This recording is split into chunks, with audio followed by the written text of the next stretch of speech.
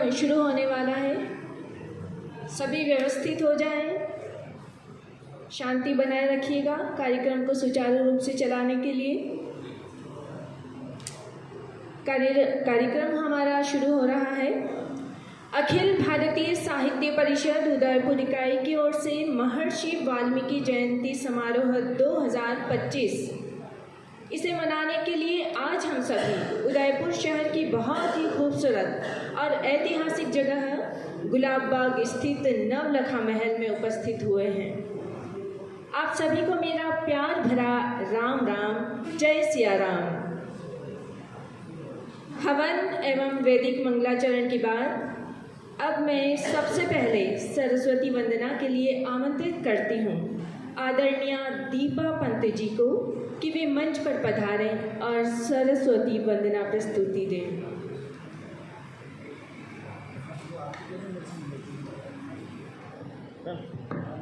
Ma'am इधर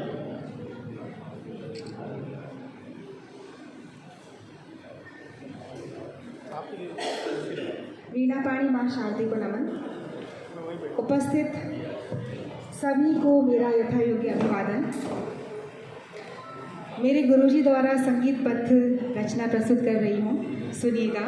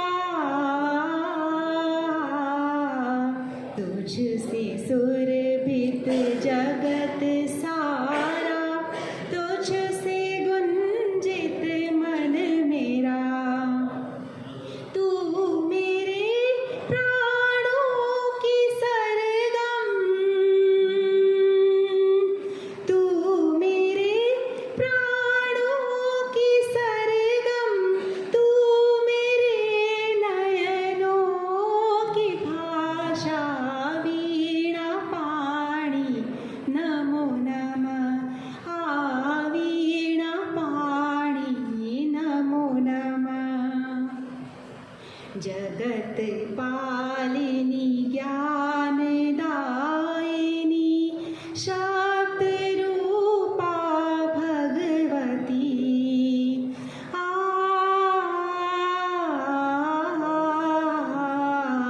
जगत पालिनी ज्ञान दायिनी शब्द रूपा भगवती गीत मेरे तुझ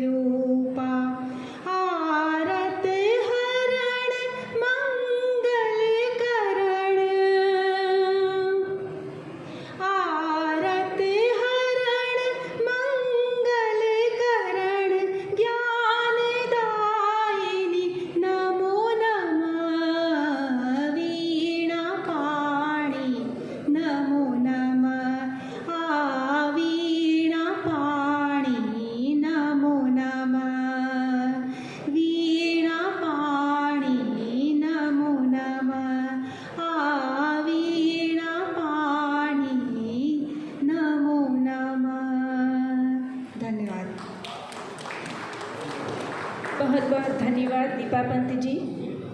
अब परिषद गीत के लिए आमंत्रित करती हूँ डॉक्टर ममता पानेरी जी, डॉक्टर सरस्वती जोशी जी, आदरणीय कामिनी व्यास रावल जी और आदरणीय नम्रता जैन जी को कि वे प्रस्तुति हेतु मंच पर पधारें।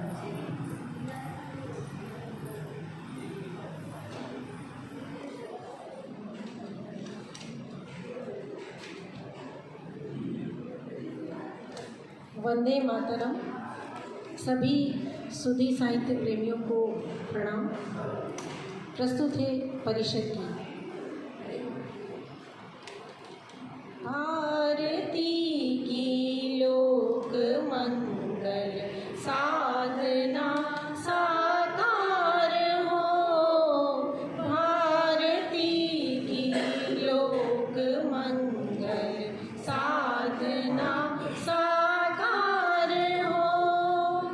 व्योम चुंबी हिम शिखर से सिंधु सागर तीर तक, ब्रह्म सुत के सीकरों से सिंधु नदी के नीर तक, मातृभू की दिव्य छवि का भव्य रूपाकार हो। भारती की लोक मंगल साधना साकार हो। क्रौंच वध की वेदना से हो परिष्कृत तूलिका, बन गई आदर्श जग का काव्यमय वह भूमिका। आदि कवि के मूल्य अपनी दृष्टि के आधार हो। भारती की लोक मंगल साधना साकार हो। कंब तिरुवल्लुर कबीरा पोतना व्यास है।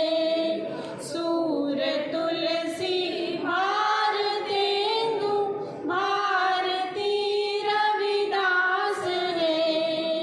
आत्मविस्मृत चेतना में प्राण का संचार हो। भारती की लोक मंगल साधना साकार हो। आज उत्तीर्णित मनुज संघर्ष से प्रतिशोध से, प्राण देंगे हम इसे एकात्म मानव बोध से। प्रेय की प्रतिमा गढ़ेंगे श्रेय का संचार हो। भारती की लोक मंगल साधना साकार हो। भव्य रूपाकार हो। दृष्टि के आधार हो। प्राण का संचार हो। श्रेय का संचार हो।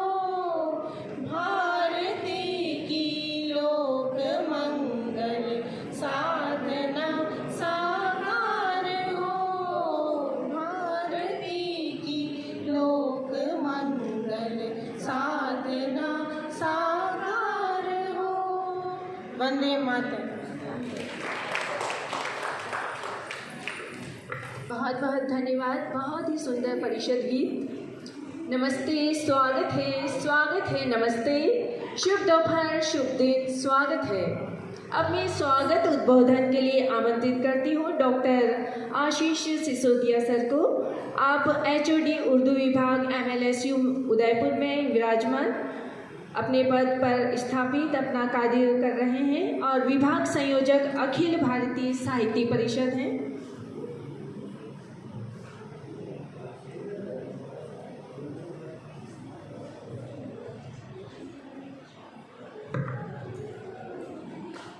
मैं आमंत्रित करती हूँ गौरीकांत शर्मा जी को। आप अखिल भारतीय साहित्य परिषद से उपाध्यक्ष हैं। आप स्वागत करेंगे। आपका स्वागत उद्बोधन का हमें इंतज़ार है।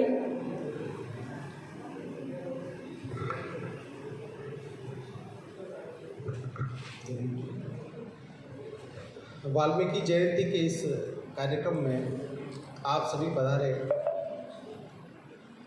गणमान्य लोगों का अखिल भारतीय साहित्य परिषद की ओर से हार्दिक स्वागत अभिनंदन करता हूँ। आज का कार्यक्रम ये विशिष्ट इसलिए हो जाता है कि ऐसी प्रतिभाएं जिन्होंने अपने दम पर कुछ कर दिखाया है, अपने अपने क्षेत्र में नए कीर्तिमान रचे हैं, उनका हम सम्मान करेंगे। उसके अलावा जिस परिसर में हम बैठे हैं, यहाँ पर सत्यार्थ प्रकाश की रचना हुई है, ये सब हम जानते हैं। तो महर्षि दयानंद सरस्वती को एक ट्रिब्यूट, छोटा सा एक स्किट जिसे कहते हैं लघु नाटिका, उसका भी हम प्रदर्शन करेंगे।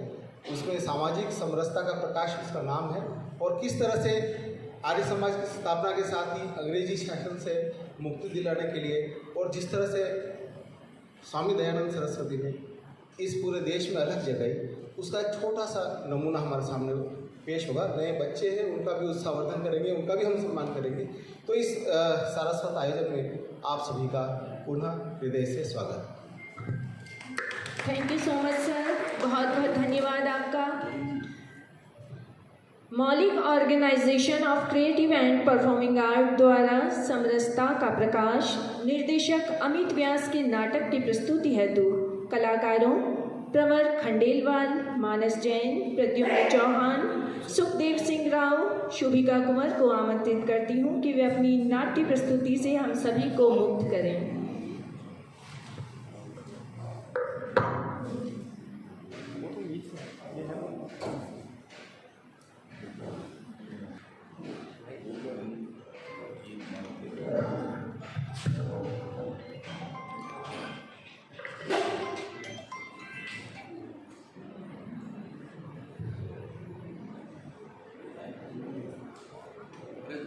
वो समय अंधकार का था जब भारत गुलामी की जंजीरों में जकड़ा था।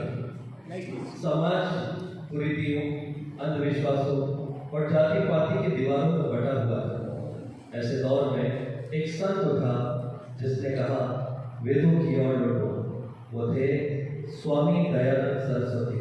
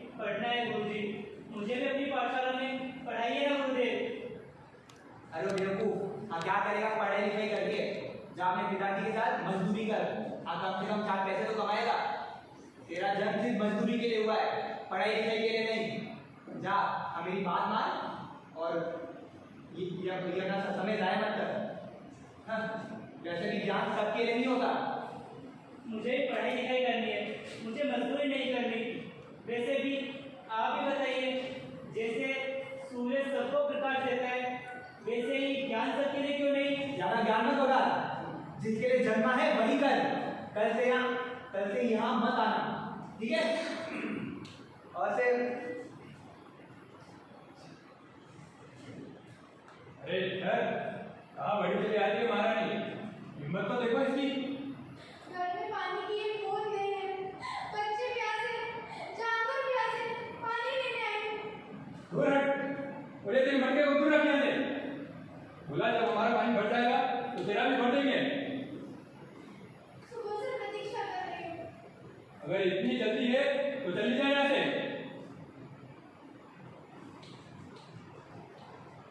गुजरात के टंकारा नामक स्थान पर सन 1824 में मूलशंकर नाम का एक बालक पैदा हुआ। मूलशंकर ने मात्र 14 वर्ष की उम्र में ईश्वर एवं सत्य की खोज शुरू कर दी थी। उन्होंने तीर्थों की यात्रा की, गुरुओं से मिले, शास्त्रों का अध्ययन किया और अंततः स्वामी बिरजानंद के सानिध्य में दयानंद बने। वो संत जिन्होंने कहा, सत्य ही मेरा ईश्वर है। ओम शांति, ओम शांति, ओम शांति। प्रणाम स्वामी जी। प्रणाम। मनुष्य का सबसे बड़ा धर्म मानवता है। ये सभी मनुष्यों को एक धरातल पर रखता है। मनुष्य मनुष्य में भेदभाव करना तो अधर्म का प्रतीक है। ईश्वर एक है, सबका पिता। तो फिर मनुष्य क्यों मानता है अपने ही भाइयों को अछूत? क्यों करता है ये भेदभाव? तो स्वामी जी, क्या मैं सचमुच पढ़ सकता हूँ? पुत्र, ज्ञान किसी का बंधक नहीं होता। अरे ज्ञान तो सबके लिए है। जो चाहे सीख सकता है, समझ सकता है। जाति से नहीं, मनुष्य अपने कर्मों से महान बनता है। स्वामी जी, मैं भी पढ़ना चाहती हूँ, परंतु गांव वाले कहते हैं कि स्त्री का पढ़ना पाप है। बेटी, नारी तो वो दीप है जो समाज को प्रकाशित करती है। अगर ये दीप बुझा रहेगा तो घर कैसे रोशन होगा? मैं कहता हूँ, नारी शिक्षित होगी तो ये राष्ट्र सशक्त होगा। स्वामी जी, क्या मैं अपना मटका खुद नहीं भर सकती? क्या मुझे पानी जब भी मेरे जैसा कोई और मेरा मटका भरेगा? अरे बेटी, अस्पृश्यता तो मानवता के लिए अभिशाप है। ईश्वर ने ही हम सभी को बनाया है। देखना देखना एक दिन कुछ दिन जरूर आएगा जब सभी लोग एक होंगे। अभी ये लोग समझ नहीं रहे हैं, इन्हें समझाने का प्रयास किया जाएगा। धैर्य रखो, वो दिन जरूर आएगा बेटी।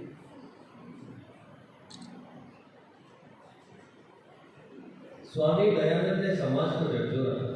उन्होंने बाल विवाह जैसी कुरीतियों के साथ ही जातिवाद और पाखंड का भी खुलकर विरोध किया।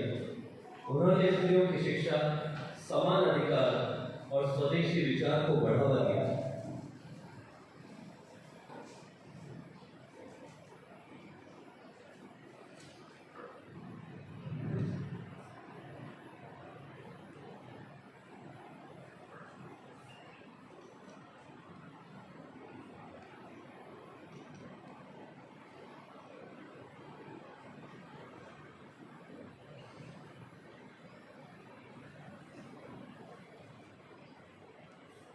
आज पंचायत में विचार हुआ।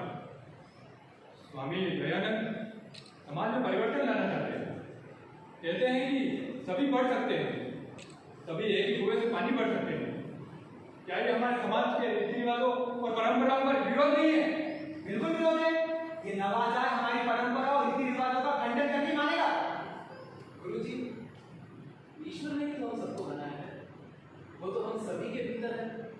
फिर चाहे वो शूद्र हो, वैश्य, ब्राह्मण, क्षत्रिय, स्त्री, पुरुष, हम सबके भीतर है।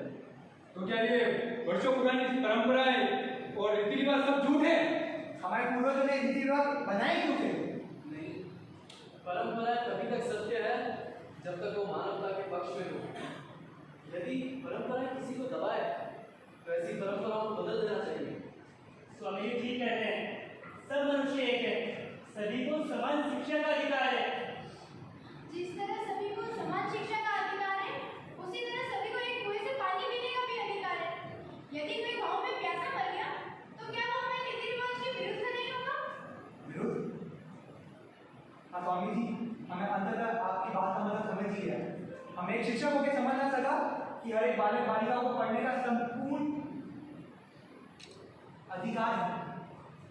हमसे भी शरण ले लीजिए। स्वामी दयानंद ने गांव-गांव जाकर अलग जगह 1875 में उन्होंने स्थापित किया आर्य समाज, जिसने भारत के पुनर्जागरण की नींव रखी। आर्य समाज ने शिक्षा, सामाजिक सुधार और अंग्रेजों से स्वतंत्रता पाने की चेतना का दीप जलाया। स्वामी दयानंद के विचारों ने लोकमान्य तिलक, लाला लाजपत राय, स्वामी श्रद्धानंद जैसे अनेक स्वतंत्रता सेनानियों को प्रेरणा दी। उन्होंने कहा, भारत भारतीयों का है। सत्यम वद धर्मम च, सत्य बोलो और धर्म का आचरण करो। देखा आपने स्वामी जी ने क्या कहा है? शिक्षा सभी का अधिकार है। स्वामी जी, गांव में लोग अब बदलने लगे हैं। लड़कियां भी पढ़ने आ रही है, जाति का भेद भी कम हो गया है, बल्कि अब तो समाप्त सा हो गया है। आपकी बताई हुई असत्य की राह पे चल के हर एक गांववासी धीरे धीरे बात समझने लगा है। क्षमा कीजिएगा स्वामी जी, आपकी शिक्षाओं से समाज में सकारात्मक परिवर्तन आया है।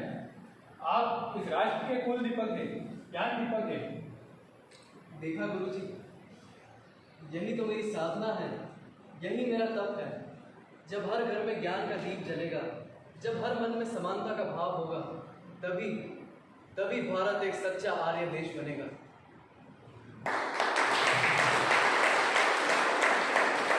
स्वामी दयानंद सरस्वती एक संत नहीं, एक क्रांति थे, जिन्होंने भारत को आत्मविश्वास, स्वाभिमान और सत्य का मार्ग दिखाया। अंधश्रद्धा, कुरीतियों, पाखंड और गुलामी के अंधकार से बाहर निकाला। वेदों की ओर लौटने का आह्वान करते हुए भारतवर्ष में समरसता का प्रकाश फैलाया।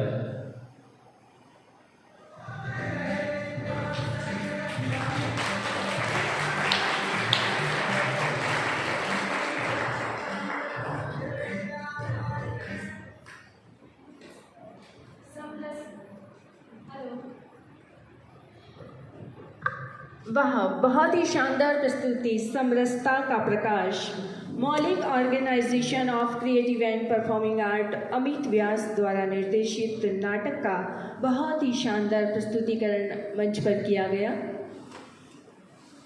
अगले क्रम में आज के कार्यक्रम की शोभा बढ़ाने हेतु अब मैं मंच पर आसीन होने के लिए आमंत्रित करती हूँ मुख्य अतिथि महोदय महंत श्री इंद्रदेव दास जी, संस्थापक एवं अध्यक्ष सर्व संप्रदाय संत संस्थान।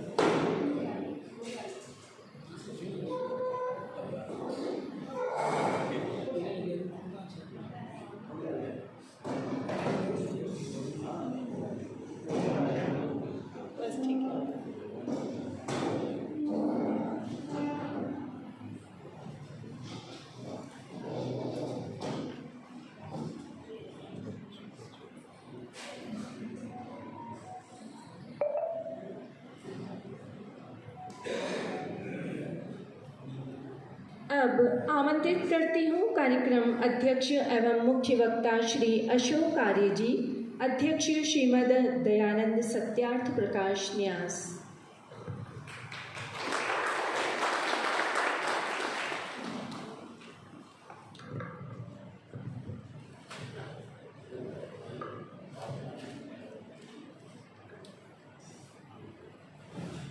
विशिष्ट अतिथि सुश्री कृष्णा कुमारी पानरवा जी, आपको आमंत्रित करते हैं मंच पर विराजमान होने के लिए।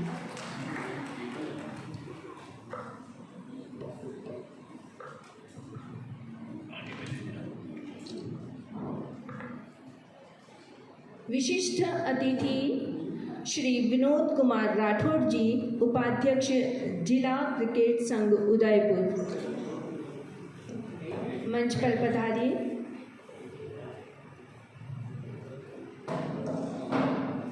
अब मैं आमंत्रित करती हूँ मंच पर विशिष्ट अतिथि डॉक्टर मनीष श्रीमाली जी, सहायक आचार्य इतिहास विभाग, MLSU उदयपुर।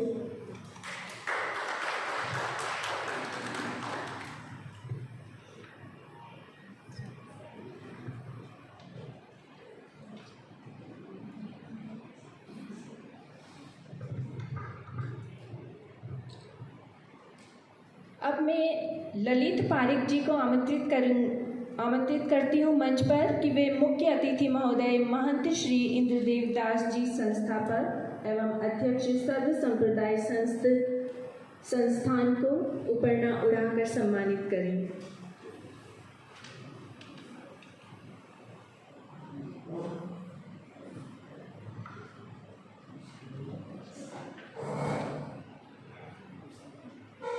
बनवारी लाल जी पारिक, आपको आमंत्रित करती हूँ।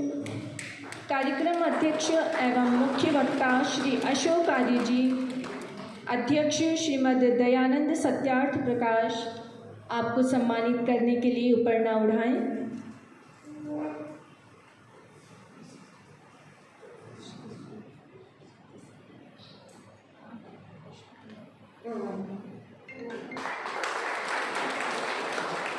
अब मैं आमंत्रित करती हूँ स्वाति सकुट जी को। आप विशिष्ट अतिथि सुश्री कृष्णा कुमारी पानरवा जी को उपरना उड़ाकर सम्मानित करें।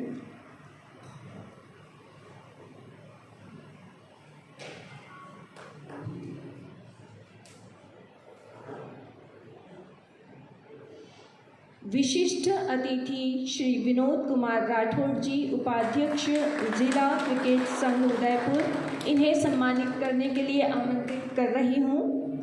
अरुण त्रिपाठी जी को आप मंच पर पधार कर विशिष्ट अतिथि महोदय को उपरना पहनाएं और सम्मानित करें। अब आमंत्रित करती हूँ गुलशन कुमार अरोड़ा जी को। आप विशिष्ट अतिथि डॉक्टर मनीष श्रीमाली जी, सहायक आचार्य इतिहास विभाग, MLSU उदयपुर, आपको सम्मानित करें, उपरना पहनाएं।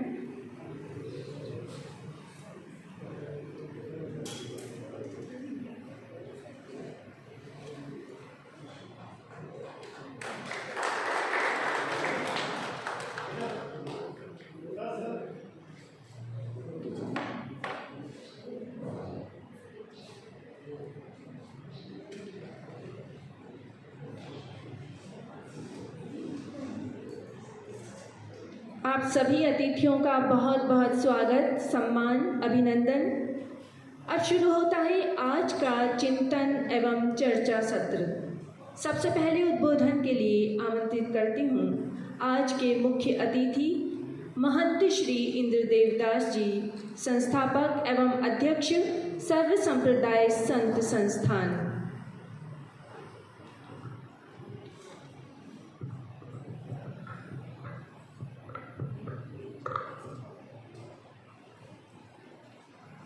जय सिया राम। जय सिया राम मंत्र है, जय सिया राम महामंत्र है, जय सिया राम शक्ति है, जय सिया राम महाशक्ति है। इसलिए जय सिया राम के जयकारा में किसी प्रकार से कंजूसी नहीं होना चाहिए। जय सिया राम, जय सिया राम, जय जय सिया राम। उल्टा नाम जपत जग जाना, वाल्मीकि भय ब्रह्म समान। महर्षि वाल्मीकि जी के जयंती पर उनके श्री चरणों में कोटि कोटि वंदन। जैसा कि राम के अवतार लेने से पूर्व ही वाल्मीकि जी ने श्री राम वाल्मीकि रामायण के 2 खंड उन्होंने रचना किया। जब वाल्मीकि जी के आश्रम में मर्यादा पुरुषोत्तम भगवान श्री रामचंद्र जी पहुँचे, उनसे पूछते हैं वाल्मीकि जी से कि प्रभु आप स्थान बता दीजिए, मैं कहाँ रहूं। वाल्मीकि जी का जवाब था, सुने कि प्रभु ये बताओ आप कि आप कहाँ नहीं हो। आप हम में, तुम में, खड़ग में, खम में, जहां हो वहां हर जगह राम है। तो मैं इसका साक्षी हूं कि दयानंद सरस्वती जी के अपने आंखों से मैं दर्शन किया हूं। बिहार के मुंगेर हवेली खड़गपुर में आए थे और 5 दशक हो चुका है आर्य समाज के स्थापना करने के लिए, और 50 वर्ष के अवधि में जो आर्य समाज ने काम किया है समाज हित के लिए, वास्तविक में प्रशंसा के पात्र हैं। और इस आर्य समाज के द्वारा मैं अपनी बात बताता हूं, करीब करीब मैं 21 वर्षों से श्री स्वामी चतुर्भुज हनुमान धाम इंद्रप्रस्थ हरिदास जी की मगरी में सेवा कर रहा हूं। और कई भक्त जन आते हैं कि महाराज जी आपकी जाति क्या है, तो मेरा जवाब रहता है मैं हरिजन हूं, क्योंकि मैं हरि का भज रहा हूं। इसलिए जाति पांची धर्म बराई छुआछूत इस भेद को अगर जो कोई मिटाने वाला है तो आर्य समाज है। सर्वे भवन्तु सुखिनः, सर्वे सन्तु निरामया, सर्वे भद्राणि पश्यन्तु मा कश्चित् दुःखभाग् भवेत्। सबका कल्याण हो, सबका भला हो, सबका मंगल हो, सब स्वस्थ रहे, सब तंदुरुस्त रहे। इस भावना को अगर जो साकार कोई करने वाला है तो आर्य समाज है। क्योंकि आर्य समाज हमेशा छुआछूत, भेदभाव और अन्याय के खिलाफ हमेशा खड़ा हुआ है। इसके लिए संत समाज इनको बहुत बहुत हार्दिक बधाई देता है और साधुवाद करता है। अंत में वही मंत्र जो सबके कल्याण के लिए किया जाता है, सर्वे भवन्तु सुखिनः, सर्वे सन्तु निरामया, सर्वे भद्राणि पश्यन्तु मा कश्चित् दुःखभाग् भवेत्। सबका कल्याण हो, सबका भला हो, सब स्वस्थ रहे, सब मस्त रहे। और मैं आदरणीय श्री अशोक जी आर्य, विनोद जी आर्य और जितने भी मंचासीन हैं, मातृशक्ति, सभी को जय सिया राम। और जितने भी मातृशक्ति उपस्थित है सभी को पुनः जय सिया राम। नर तू नारायण है, इसी भाव से सिया राम मैं सब जग जानी, करहूं प्रणाम जोर युग पानी। सीताराम समझकर मैं सभी को बारंबार प्रणाम करता हूं।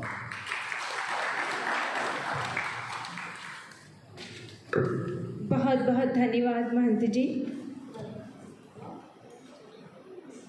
अब मैं आमंत्रित करने से पहले एक संक्षिप्त परिचय देना चाहूँगी। हमारे आज के कार्यक्रम अध्यक्ष एवं मुख्य वक्ता श्री अशोक आर्य जी अध्यक्ष एवं श्रीमद् दयानंद सत्यार्थ प्रकाश न्यास। आपका संक्षिप्त परिचय। 13 जुलाई 1953 मथुरा में आपका जन्म हुआ। BSc भारत सरकार द्वारा qualified food analyst, MA LLB हैं आप। राजस्थान सरकार के चिकित्सा एवं स्वास्थ्य विभाग के अंतर्गत PFA एक्ट 1974 की क्रियान्विति के क्रम में खाद्य विश्लेषक के रूप में विभिन्न जगह सेवाएं देने के पश्चात 1994 से 2013 तक उदयपुर स्थित प्रयोगशाला के प्रभारी रहे।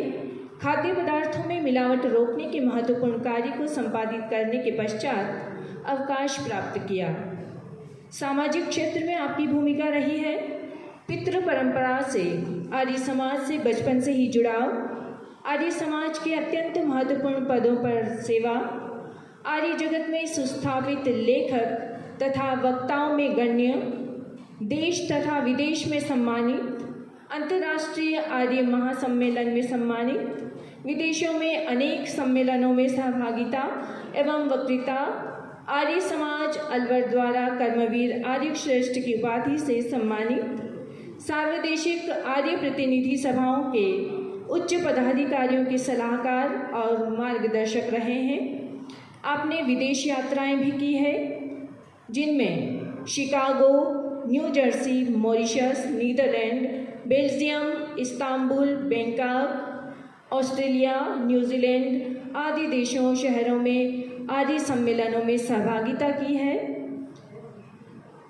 अध्यक्ष श्रीमद दयानंद सत्यार्थ प्रकाश न्यास, उदयपुर नवलखा महल सांस्कृतिक केंद्र गुलाब बाग उदयपुर के रूप में अनेक प्रवृत्तियों के माध्यम से वैदिक भारतीय संस्कृति के आधिकारिक प्रचार का प्रयास 2004 से आप कर रहे हैं।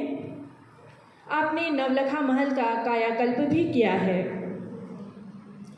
सत्यार्थ प्रकाश लेखन स्थली नवलखा महल को जीर्ण शीर्ण अवस्था से आधुनिक स्वरूप प्रदान कर विश्व स्तरीय सांस्कृतिक केंद्र NMCC नवलखा महल सांस्कृतिक केंद्र के रूप में विकसित कर प्रस्तुत किया, जिसे उदयपुर एवं देश विदेशों से आने वाले औसतन 100 दर्शक प्रतिदिन देखने आते हैं।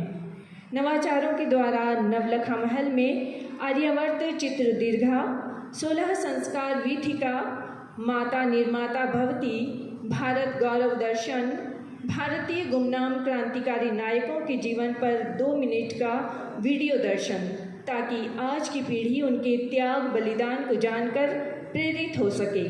3D थिएटर, राष्ट्रनायक वीथिका जैसे प्रकल्पों द्वारा NMCC को वर्तमान स्वरूप में परिवर्तित करने का उपयोगी कार्य किया।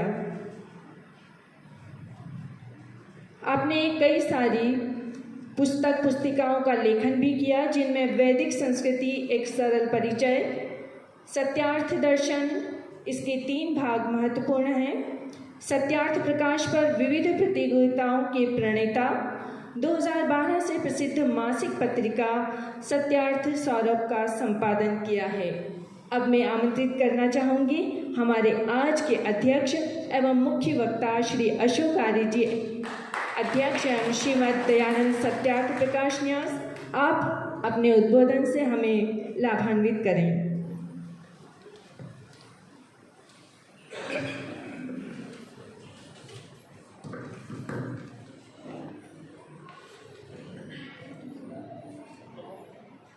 मंच पर विराजे हमारे श्रद्धा के केंद्र में अवस्थित महंत जी महाराज, मेरे अपने साथी श्री विनोद कुमार राठौड़, जो यहाँ के इस संस्थान के जनसंपर्क सचिव भी हैं, भाई मनीष जी, आदरणीय बहन जी,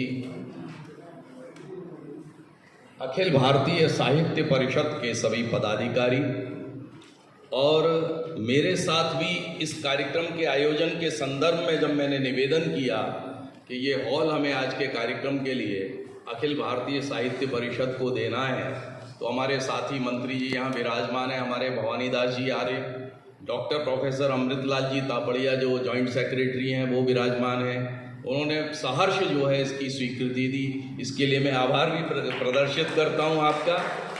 और जो भी यहाँ मातृशक्ति और उपस्थित बंधुओं, आज बड़ा महत्वपूर्ण दिन है, या यूँ माने कि जिसके उपलक्ष्य में शायद 2-3 दिन हो गए, वाल्मीकि जयंती को संभवतः 7 तारीख को थी, पर हम उसी उपलक्ष्य में आज इसको मना रहे हैं।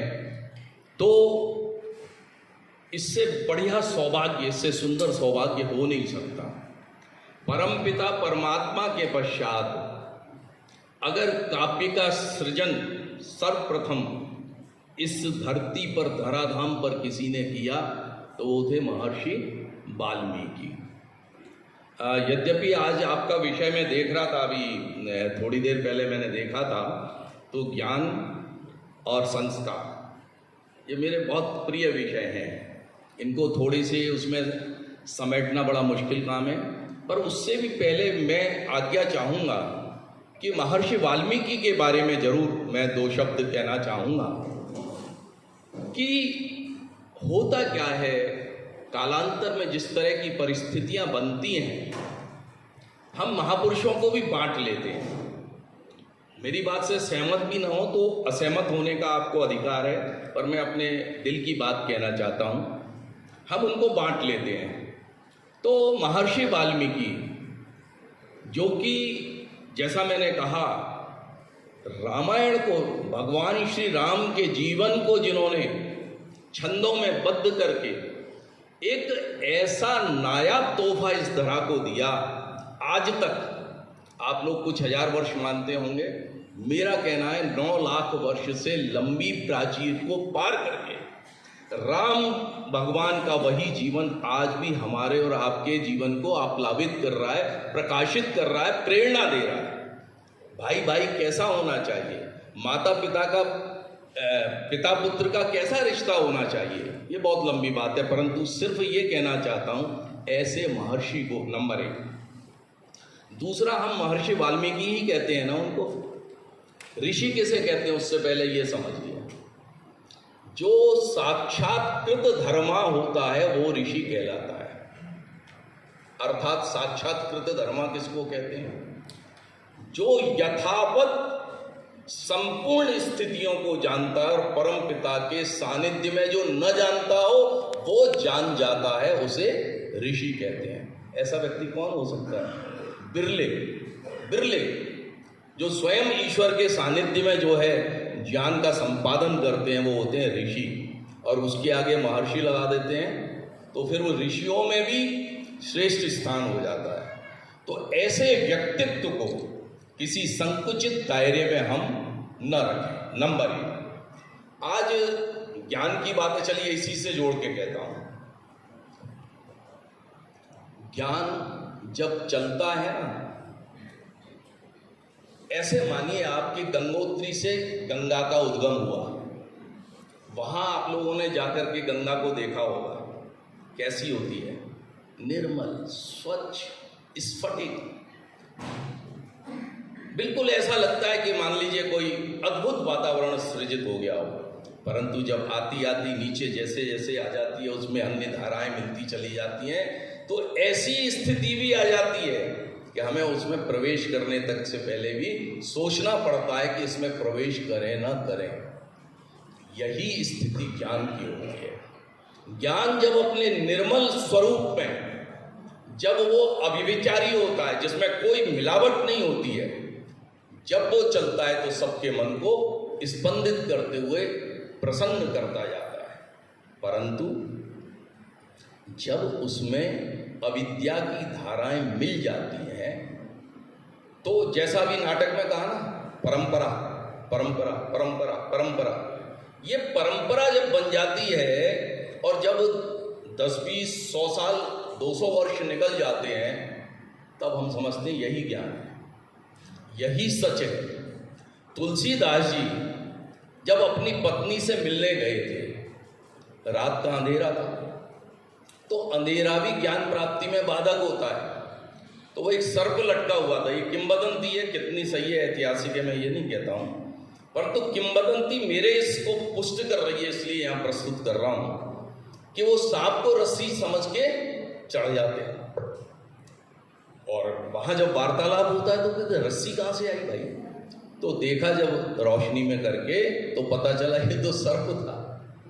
तो सर्प को रस्सी समझना भी सहज मान लिया जाता है तब जब हम अविद्या के आगोश में बैठ जाते हैं। अब मनुष्य का क्या काम होता है? परमात्मा ने एक ऐसी चीज दी है मनुष्य को, बाकी तो पशु और हम में कोई अंतर नहीं है।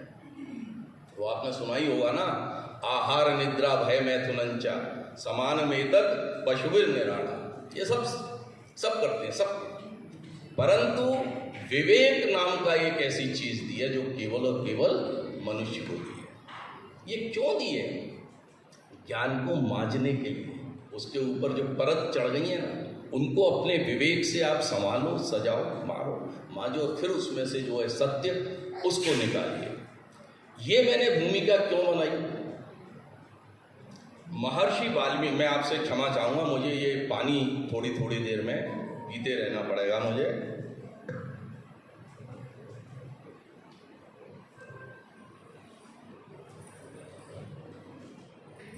महर्षि वाल्मीकि, आप सोचिए, वो अपना परिचय देते हैं वो माने, या दुनिया उनका परिचय देती है वो माने?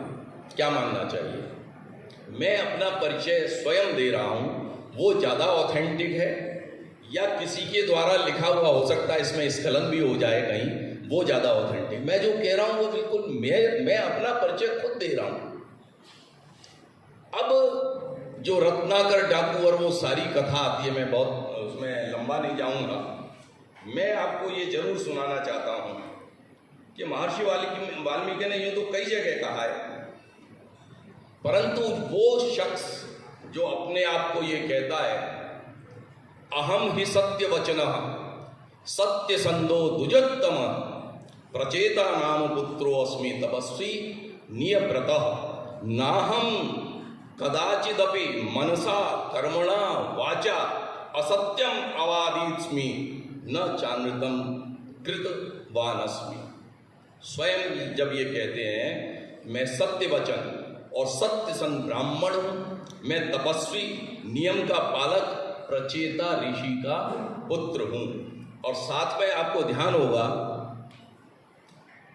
पता नहीं रामायण में क्या हो, बहुत लंबी बात है, मुझे बहुत जगह अपने आप को खींचना पड़ेगा। पहुँच जाइए आप वाल्मीकि के आश्रम में जब एक बार और त्याग कर दी गई थी धोबी के कहने से तथाकथित सीता माता को, तो वाल्मीकि के आश्रम में गई और वो जब फिर वापस गई वहाँ पर लव कुश के साथ, तो फिर एक समस्या पैदा कर दी गई कि आप अपना सतीत्व का परिचय दीजिए। अरे बाप, एक बार दो बार आपने क्या लगा रखा है? तो महर्षि वाल्मीकि, खैर उसको छोड़िए, मैं उसमें नहीं, महर्षि वाल्मीकि उस समय क्या कहते हैं, तब अपना परिचय देते हैं कि मैंने अपनी जिंदगी में कभी भी मनसा वाचा कर्मणा असत्य का आश्रय नहीं लिया है, और मैं ये कहता हूं कि ये इनका सतीत्व अक्षुण्ण है। आप सीता पर इस तरह का संदेह न करें। तो ऐसे व्यक्ति को हम परंपराओं का ये तथाकथित चीज़ों को लेकर के ऐसी जगह खड़ा कर देते हैं कि हम ये कहते हैं कि भाई आज ये अमुक समाज है, एक समाज है, इनके महापुरुष हैं।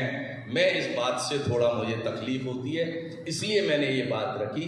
महर्षि वाल्मीकि हमारे मुकुट हैं। हमने यहाँ ऋषि नवलखा महल में आप देखिएगा पूरी भारतीय ऋषि परंपरा को हमने दर्शाया है, उसमें महर्षि वाल्मीकि का जो योगदान है वो अत्युत्तम है। तो महर्षि वाल्मीकि के स्वरूप को हमें समझना चाहिए। और जहाँ तक जो बात मैंने वहाँ कही थी कि जब ये धारा ज्ञान की गंदी होने लगे, आपको महसूस तो होती है ना जी, जब धारा एक तो आपने ऊपर देखी और एक अब देखी, आपको लगा तो ना कि यार कुछ ना कुछ तो इसमें मिश्रित हुआ है, कुछ धूल मिट्टी कुछ तो कुछ ना कुछ गई है। ठीक उसी प्रकार से जब आप वेदों से चलते हैं, परम पिता परमात्मा का ज्ञान जो मनुष्य मात्र में, आपके मेरे शब्दों पे ध्यान दीजिएगा, मनुष्य मात्र के कल्याण के लिए सृष्टि के आरंभ में स्वयं परम पिता परमात्मा ने दिया था, वो निर्मल ज्ञान है, वो किसी भी संदेह से परे है। इसीलिए ऋषियों ने क्या कहा, ये स्वतः प्रमाण है, इसको किसी प्रमाण की आवश्यकता नहीं है, ये स्वतः प्रमाण है। और बाकी जितना जो कुछ भी है संसार में, ऐसा थोड़ी है, ज्ञान तो अर्जन होता है, प्रसूत भी होता है, सब कुछ होता है, परंतु वो सब परतः प्रमाण है, उसको वेद ज्ञान से प्रमाणित होने की अपेक्षा रहती है। तो जब ये रामायण हुई, महर्षि वाल्मीकि ने लिखी, आज हमारे सामने उस रूप में नहीं है। आप देखेंगे आपको पता चल जाएगा। इसीलिए मैंने कहा कि मनुष्य को जो विवेक दिया है, आप उस विवेक से देखिए, वरना क्या होने वाला है कि ऐसी ऐसी चीजें आपको मिलेंगी। परमपिता परमात्मा बाइबल में क्या आता है, देखिए बाइबल में क्या, मैं तो ये कहूँगा 4 अरब लोग इस बात को मानते हैं। क्या मानते हैं कि एक आदम साहब थे, उनको ईश्वर ने उत्पन्न किया और उसके बाद उनको लगा कि ये अकेला है, तो उसकी हड्डी निकाल करके उन्होंने हब्बा को क्रिएट कर दिया। अब ये दोनों जने जब थे वहां पे, तो ईश्वर ने ये कहा था, भाई देख ये जो पेड़ है ना, इसके फल मत खा लेना, इस पेड़ के फल मत खाना। ठीक है साहब, नहीं खाएंगे। एक दिन शैतान ने उनको कहा कि भाई ये तो ज्ञान का फल है, तुम्हारी वृद्धि ना हो जाए इसलिए ईश्वर ने मना कर रखा। उकसाया उनको, और कहते हैं कि मैडम ने भी उनको उकसा दिया, हब्बा जी ने, कि भाई यार खाना चाहिए, इसमें क्या बात है। अब उन्होंने वो ज्ञान का फल खाया तो उनको ज्ञान प्राप्त हो गया, और फिर उन्होंने कपड़े वगैरह पहने हैं, जो भी कुछ है वो। एक तरफ 4 अरब लोग इस बात को मानते हैं, और एक तरफ लगभग 1 या 1.5 अरब वर्ष लोग, आज की बात कर रहा हूं मैं, बहुत पहले तो सब उसी को मानते थे। वो ये मानते हैं कि ज्ञान जो है देना अनिवार्य था। जैसे ही मनुष्य को पैदा किया, वहां क्या आया था, ईश्वर ने, परमात्मा ने ज्ञान नहीं दिया, बल्कि देने से मना कर दिया, और बल्कि उन्होंने खा लिया, उनको ज्ञान प्राप्त हो गया तो क्या मिला उनको? पुरस्कार मिला, सजा मिली, निकाल दिया उनको अदन के बाद से, बार जाओ तुमने गलत काम किया है। यानी ज्ञान जिस मनुष्य के लिए होना चाहिए था, उसको हर प्रयास किए गए कि उसको ज्ञान नहीं हो। अच्छा, तर्क क्या कहता है? तर्क ये कहता है, अच्छा मैं आपसे पूछता हूं, ज्ञान का उद्भव होता कैसे है? भाषा का उद्भव हुआ कहां से? संसार का एक भी साइंटिस्ट इसका जवाब नहीं देता, दे सकता नहीं। डार्विन की थ्योरी इसका जवाब नहीं दे सकती। इसका एक ही उत्तर है कि जिस प्रकार से आज माता पिता अपने बच्चे को छोटी छोटी चीजें सिखाते हैं, चलना सिखाते हैं, तोतले शब्द में जब बोलता है उसको बोलना सिखाते हैं, और तब उसको धीरे धीरे ये सब आ जाता है, और फिर जब उनकी भी सीमा आ जाती है तो आचार्य जी के पास भेज देते हैं कि भाई वहाँ चले जाइए, अब इतिहास की आगे की पढ़ाई हमने छोटा मोटा बता दिया, अब मनीष जी कराएंगे, आप वहाँ चले जाइए। ठीक है, यही होता है या नहीं होता है? अच्छा, अब जो पहली पीढ़ी पैदा हुई थी, फर्स्ट जनरेशन जब भी हुई थी, अभी उसको छोड़ देते हैं, उसको ज्ञान किसने दिया? माता पिता तो थे नहीं। अच्छा, ज्ञान ये तो मानते हो आप कि ज्ञान जो है निमित्त से ही आता है, माता पिता से ही आएगा, मतलब माता पिता या जो भी व्यक्ति हो, किसी के पढ़ाने से ही पढ़ाएगा, किसी के मनुष्य की ये बड़ी विचित्र विडंबना वाली स्थिति है। क्या? जितने भी मनुष्यतर प्राणी है, मानवेतर प्राणी है, सबको जितना सहज स्वाभाविक ज्ञान देना था दे दिया, बस उसके आगे वो उसको बढ़ा नहीं पाते। कभी शेरों के स्कूल लगते देखे हैं आपने, भैंसों के स्कूल, गायों के स्कूल लगते देखते हैं, जरूरत ही नहीं है, उतना दे दिया है। अच्छा, इन्होंने कभी स्विमिंग की क्लासेस की क्या? मैं आपसे पूछता हूँ, कभी आपने कोई स्विमिंग की क्लास ऐसी देखी हो कि यहाँ कुत्ते को तैरना सिखाया जा रहा हो, किसी गधे को तैरना सिखाया जा रहा हो? कोई ऐसी क्लासेज हमने तो देखी नहीं। इंटरनेट पे भी जांच लिया मैंने इस फैक्ट को, अभी नहीं है। परंतु संसार के किसी भी प्राणी के बच्चे को ला करके आप पानी में फेंक दीजिए, डूब जाएगा? नहीं डूबेगा, तैर जाएगा। ये उसको सहज ज्ञान दिया गया है। अच्छा, अब दूसरा उदाहरण देता हूं। एक सज्जन है जिन्होंने गोल्ड मेडल स्विमिंग में लिया हुआ, ओलंपिक का, वो भी छोटा मोटा नहीं। अब उन्होंने क्या, इतने व्यस्त हो गए, अपने बच्चे को तैरना नहीं सिखाया। मैंने सोचा यार इतने बड़े तैराक का बेटा है ये, तो मैं इनके 2 वर्ष के बच्चे को उठा के ले गया और मैंने स्विमिंग पूल में डाल दिया। ये तो तैरेगा, इतने बड़े तैराक का है तो सारे गुण आए होंगे। परंतु हुआ क्या, वो डूबने लगा, मुझे उसे निकालना पड़ा। तो ये क्यों हुआ? इससे क्या साबित हुआ? जो बात मैं कहना चाहता हूं कि मनुष्य एक ऐसा प्राणी है जो सिखाने से ही सीखेगा, सीखने से ही सीखेगा। तो ज्ञान का और भाषा का उद्भव जो उसके मन मस्तिष्क में होगा, वो किसी के द्वारा नैमित्तिक ही होगा, हो ही नहीं सकता। अच्छा, ये और बता दूं, बात लंबी, मैं अपनी बात को समापन की तरफ ले। कितना समय में? बस, तो मैं करिए। तो मैं आपको निवेदन कर रहा था कि नैमित्तिक ज्ञान जो है, हाँ, इस बीच में बहुत सारे प्रयोग करे, अकबर से लेकर के वर्तमान साइंटिस्ट तक। मैंने इसमें 2-3 एडिटोरियल भी अपने इस पे लिखे हुए हैं, और उनमें उनका जिक्र किया हुआ, बाकायदा ऑथेंटिक प्रयोग है और घटनाएं भी घटी हैं। जब तक कोई भी कर ले इसको, चलिए आज मैं कहता हूँ, एक शिशु पैदा हो, उसको ऐसी जगह रख दे कि उसको खाना पानी तो मिलता रहे चुपके से, और बाकी कोई सिखाने सुखाने का कोई कार्यक्रम नहीं मिले। वो 10 साल का हो जाए, 20 साल का हो जाए, 25 साल का हो जाए, कितना भी हो जाए, वो न तो भाषा बोल सकेगा, न उसको कोई ज्ञान होगा। इवन खाने पीने का तरीका भी उसको नहीं आएगा। जैसा वो देख लेगा बंदर कैसे खा रहा है, वहाँ पे कुछ देख लेगा तो भले ही देख लेगा। और 4 पैरों से चलता हुआ भी ऐसे प्रयोग में पाया है। तो कुल मिला के स्थिति क्या है कि एक तरफ तो ज्ञान से वर्जित किया जा रहा है, ज्ञान प्राप्त करने पे दंडित किया जा रहा है, और एक तरफ कहा जा रहा है मैं परमात्मा मानव मात्र के कल्याण के लिए आपको ये ज्ञान दे रहा हूँ। अच्छा, एक चीज़ और है, ये मेरा मोबाइल है, आप सबके पास मोबाइल है। अभी तो कह रहा मैं यूज करते हुए बहुत समय हो गए, पर सबसे पहले जब मोबाइल हमारे हाथ में आया तो उसको कैसे चलाते हैं बताइए? यूं यूं यूं ऊपर नीचे, जैसे कोई बंदर के हाथ में कुछ दे दिया। उसके साथ एक यूजर मैनुअल आता था, आता आज भी है, परंतु अब हम उसे देखते नहीं है। तो उस यूजर मैनुअल को देख करके हम इसे चलाना सीखते हैं। अब परमात्मा ने आपको सारे सुख दे दिए सृष्टि के, बढ़िया बढ़िया तो औषधियाँ दे दी, बढ़िया बढ़िया फल दे दिए, सब कुछ दे दिया, पर इसका प्रयोग कैसे करोगे? Manual, user manual. तो ये जो वेद है ना, ये यूजर मैनुअल है, ये आपको सब बताते हैं कि आपको कैसे करना है। अच्छा, एक दूसरी बात और कहता हूँ, परम पिता परमात्मा ने एक चीज अपने हाथ में रखी, मनुष्य को कह दिया बिल्कुल स्वतंत्र है, तू जा, मर्जी आए मर्डर कर, मर्जी आए कुछ भी कर, गंदे से गंदा काम कर, मैं नहीं रोकूंगा। मतलब रोकूंगा के मतलब तुम्हारा हाथ पकड़ के नहीं, मन में तो एक प्रकार से रोकते तो हैं वो।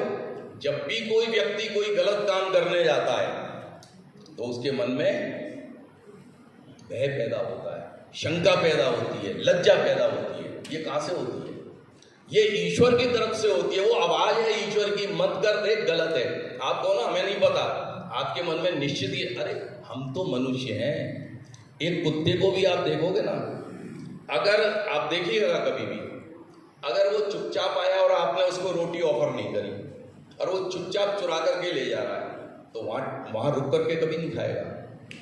वो जाएगा ऐसी जगह भाग करके, उसको पता है कि तू ये गलत तरीके से लाया है, तूने चोरी की है, और एक मालिक उसको दे रहा है, वो वहीं बैठ के खाएगा, और दूसरा कोई आएगा उस पर घुर्राएगा। तो पशुओं को भी ये चीज़ है, तो मनुष्य की तो बात ही क्या है। परंतु हम जब सुनना बंद कर देते तो वो भी कहना बंद कर देता, तेरी मर्जी आ जाता। परंतु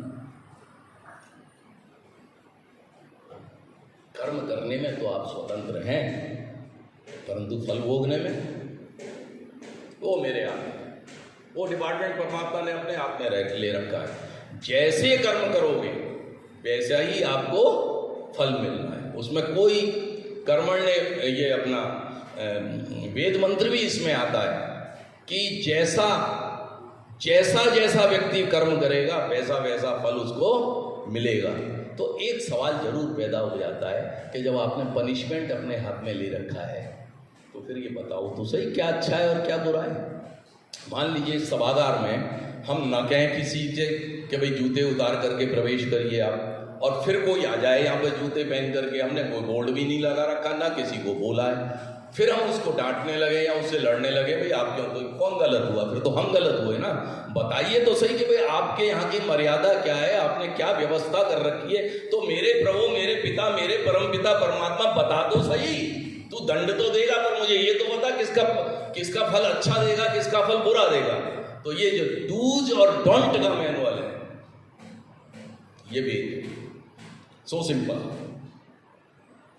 और ये दिया भी उसके द्वारा गया जो सबका पिता है, सबकी माता, सबका पिता, सबका गुरु, सयेश पूर्वेषाम अपि गुरु, वो तो सबसे पहले का गुरु है सबका। तो जब वो हमको वेद दे रहा है तो हमें थोड़ा सा प्रयत्न करना, ये हमारे विवेक का है, उस विवेक से उस वेदाज्ञा को हमें जानना चाहिए। महर्षि दयानंद सरस्वती की यहाँ पे बात हुई, मैं इतनी बात जरूर कहूँगा कि अब भाषा तो संस्कृत कोई जानता नहीं था, ऋषि दयानंद की यह अनुपम कृपा हुई। उससे पहले जो है व्यक्ति ये कह देते थे वेदों में लिखा हुआ है, लोगों ने कह दिया नारी का जनेऊ संस्कार नहीं हो सकता, आज भी कहते हैं।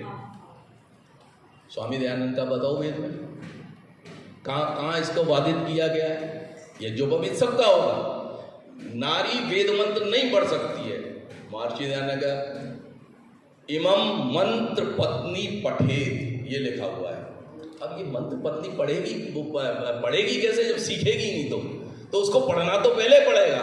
तो वेद के ही आधार पे सारी चीजें, हाँ वो जो गंगोत्री चली थी, वो गंगा वहां से जो अविरल चली थी, जो वेद से ज्ञान की धारा चली थी, बीच में मतांतरों की दुनिया भर की मिलावट होते होते आज वो मैली हो गई है।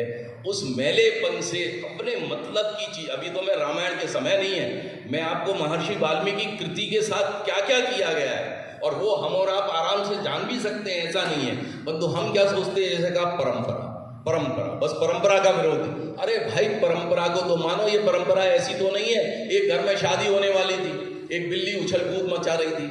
गृहपति ने क्या किया, एक मारना तो चाहता नहीं था बिल्ली को, उसने उठा करके जो एक छींका, एक ये क्या कहते हैं जैसे टोकरी टाइप वो लाए और उल्टी रख दी, उसके ऊपर एक पत्थर रख दिया कि भाई ये हो गया। अब ये जब शादी निबट गई तब उसको भगा दिया। अब बाद में उस परिवार में कहा जब शादी हुई, यार हमारे पिताजी ने तो ये किया था, तो ये तो हमारी परंपरा है। वो ला करके एक बिल्ली पकड़ के लाए, उस बिल्ली के ऊपर टोकरी रखी, टोकरी के ऊपर पत्थर रखा के अब सही है। तो ऐसी परंपरा का क्या करिएगा, परंपराएं ऐसी ही बनती हैं। किसी ने ध्यान नहीं दिया कि नारी क्यों नहीं पढ़ेगी भाई, पहले भी तो पढ़ती थी। गार्गी, अपाला, घोषा ये सब कहाँ से आई थी? इसी हिंदुस्तान की देन थी, इसी भारतवर्ष की देन थी। उनको क्यों नहीं पकड़ते आप? मध्यकालीन समय में जब मुगलों ने इस देश को आक्रांत किया, उस समय बहुत सारी परिस्थितियों के कारण बहुत सारी बीमारियां हमारे समाज में घुस गई। और फिर मैं कहूँगा, वाल्मीकि ने जिस राम का चित्रण किया था, उस वाल्मीकि रामायण में, क्यों एक बात कह के बस समाप्त करूंगा, 3 पाठ मिलते हैं रामायण के। तीनों पाठ में 1/3 श्लोक अलग अलग हैं। ये कैसे हुआ, जरा सा विचार कर लीजिए, फिर आप कर लेंगे, बात लंबी हो जाएगी। मेरा बड़ा प्रिय विषय है ये, और मैं अपनी वाणी को यहीं विराम देता हूँ। जो अच्छा लगे उसे ले जाइएगा, जो खराब लगे या असहमत हो उसे यहीं छोड़ जाइए। सभी को बहुत बहुत नमस्कार। बहुत बहुत धन्यवाद श्री अशोक आदि जी, अध्यक्ष श्रीमद दयानंद सत्यार्थ प्रकाश न्यास। अगले क्रम में आमंत्रित करती हूँ विशिष्ट अतिथि सुश्री कृष्णा कुमारी पानरवा। आप अपने उद्बोधन से हमें लाभान्वित करें।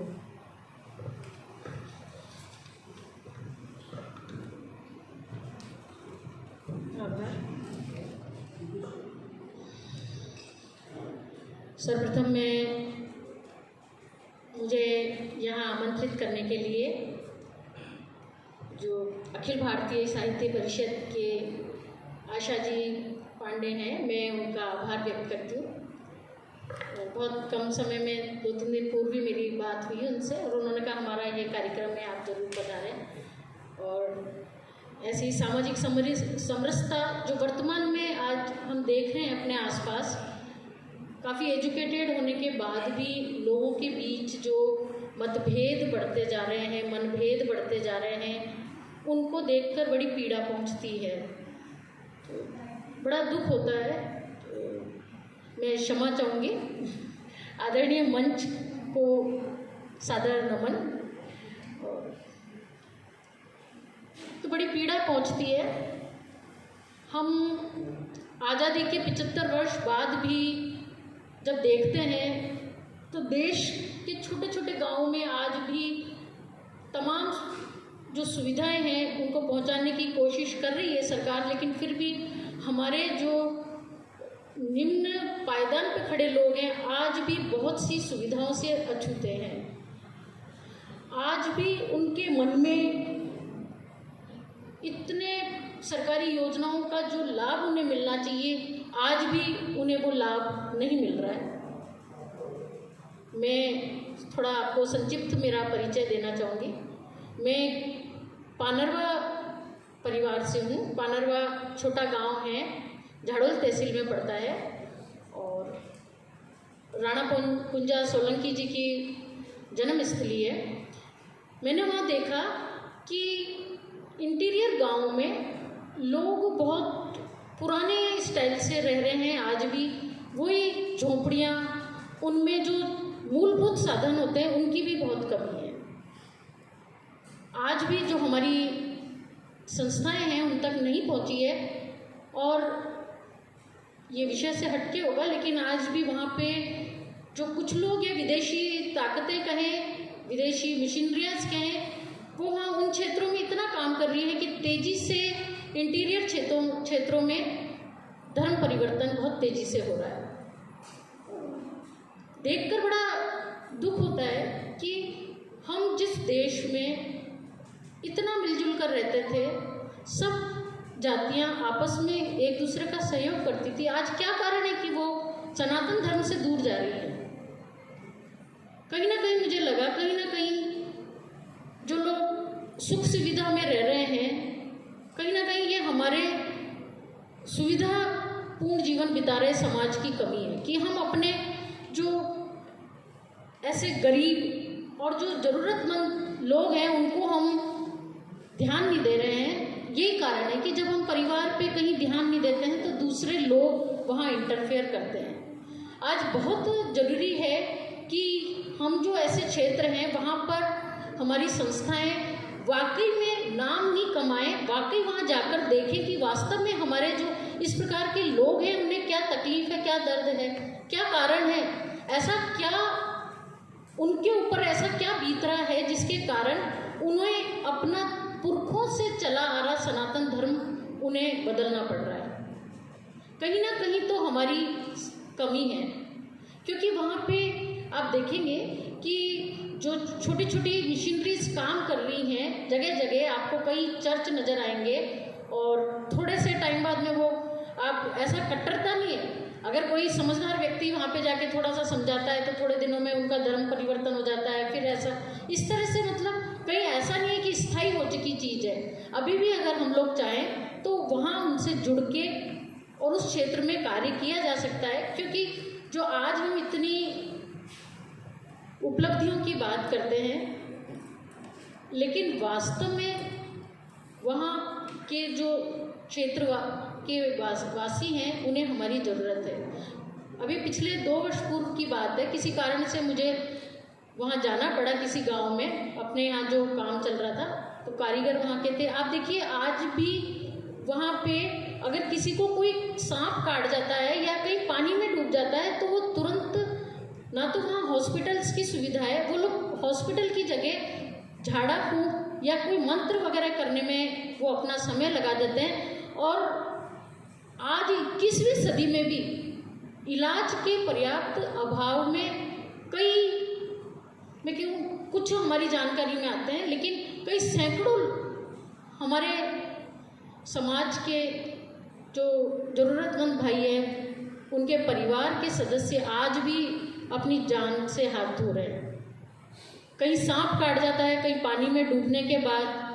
तो मेरा ज़्यादा मैं समय नहीं लूँगी, तो मैंने आशा जी को भी कहा था कि यदि कुछ ऐसा कोई आपकी जो जिस भी आप संगठन से जुड़े हुए हैं तो कम से कम हमारे जो इंटीरियर इलाके हैं सभी लोग मिलकर जब भी समय मिले, जहाँ भी आप जिस गांव में, यदि आप शहरों में रह रहे हैं तो जब गांव में जाना हो तो करीब से अपने आसपास के ज़रूरतमंद परिवारों को देखें और वहाँ हम क्या सुविधा और क्या उनके लिए उपलब्ध करा सकते हैं उस पर ज़रूर कार्य करें, क्योंकि कोई भी अपनों से अलग ऐसे ही नहीं होता है। हमारा जो वाल्मीकि जी ने जिस प्रकार से रामायण में पूरे समाज की संरचना लिखी है, जिस प्रकार से उन्होंने भगवान प्रभु राम का वर्णन किया है, उनके साथ उनके पिता का, उनके भाई का, किस प्रकार का उस जमाने में जो संबंध रहा है, क्या कारण है आज समाज में हमारे परिवारों में भी बिखराव आ रहा है और समाज की आपस की जो जातियां हैं उनमें भी आपस में दूरी आ रही है। उसका कहीं ना कहीं कारण हमारी मेघालय की जो शिक्षा पद्धति है वो है।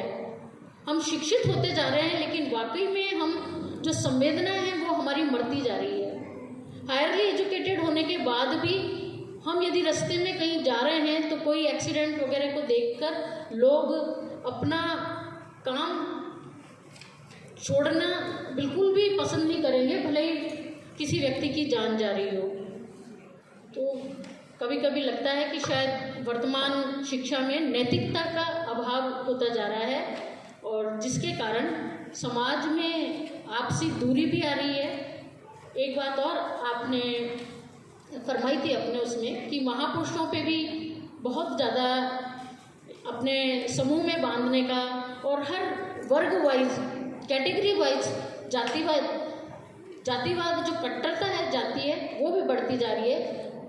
जिन महापुरुषों को हम अपना आदर्श मानते आए हैं, कितने ही क्रांतिकारी हैं जिनको देखकर हमें गर्व महसूस होता है कि उन्होंने हमारे देश के लिए बलिदान दिए, और हम उनकी जाति भी नहीं जानते हैं। लेकिन आज वर्तमान में आपको हर क्रांतिकारी की, हर महापुरुष की जाति पता चल जाएगी, क्योंकि आए दिन जातिवादी इस प्रकार के आयोजन हो रहे हैं, इस प्रकार की हमारी राजनीति उन्हें जातीय कट्टरता में बांधकर और वोटों के लिए ध्रुवीकरण कर रही है, जो हमारे समाज के लिए बहुत ही नुकसानदायक है। जो समाज की सहिष्णुता, सामाजिक सौहार्द है, वो दिन प्रतिदिन गिरता जा रहा है।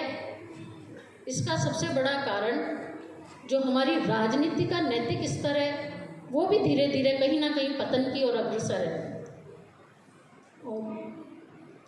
सबसे बड़ी बात जो ये है कि हम मनुष्य हैं, और हमें सबसे ज़रूरी या सबसे अच्छा जो लगता है, हमें सबसे मिलकर प्रेम के साथ रहना अच्छा लगता है।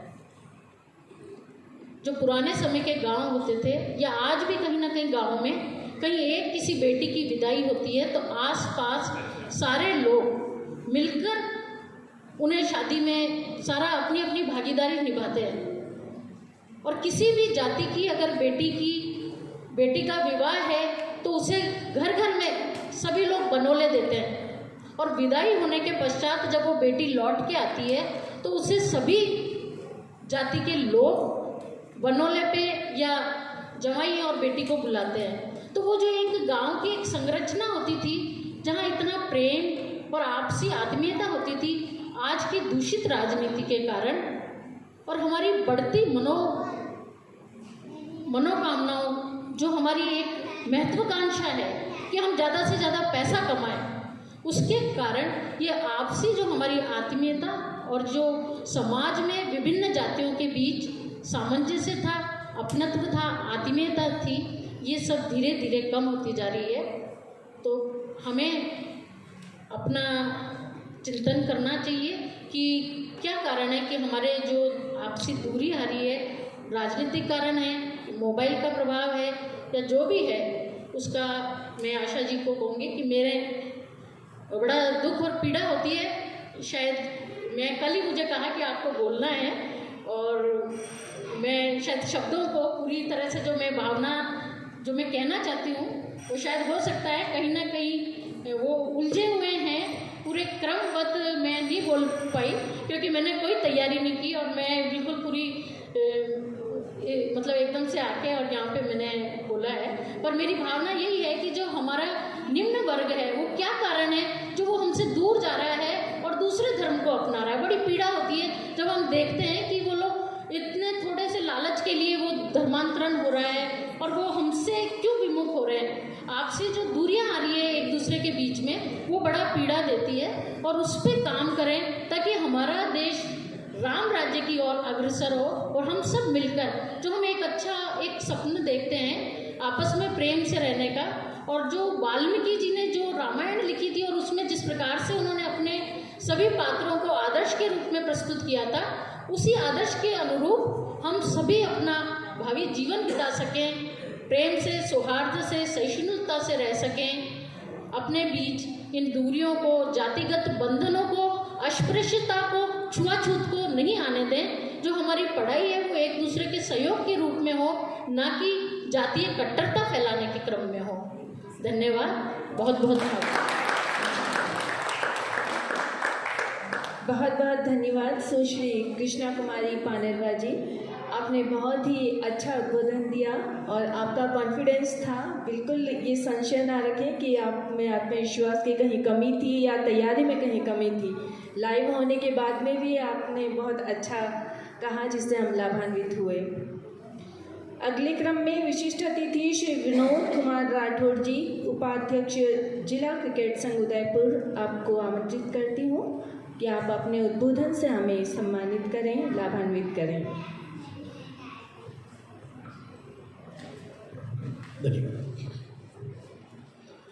ओम संगच्छध्वं संवध्वं संभो मनासि जानतं देवा भागं यथा पूर्वे संजाना उपासते। सम्मानित मंच, इस महर्षि दयानंद सरस्वती की कर्मस्थली को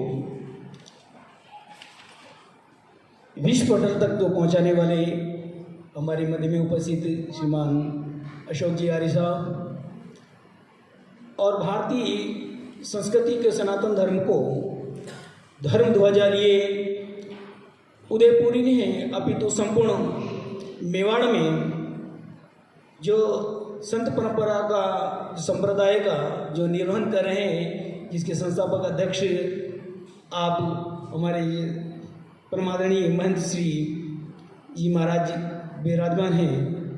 आज जिस प्रकार से जिस मंच की शोभा जो है आदरणीय मनीष जी मैडम जी और राष्ट्रीय कर्णधार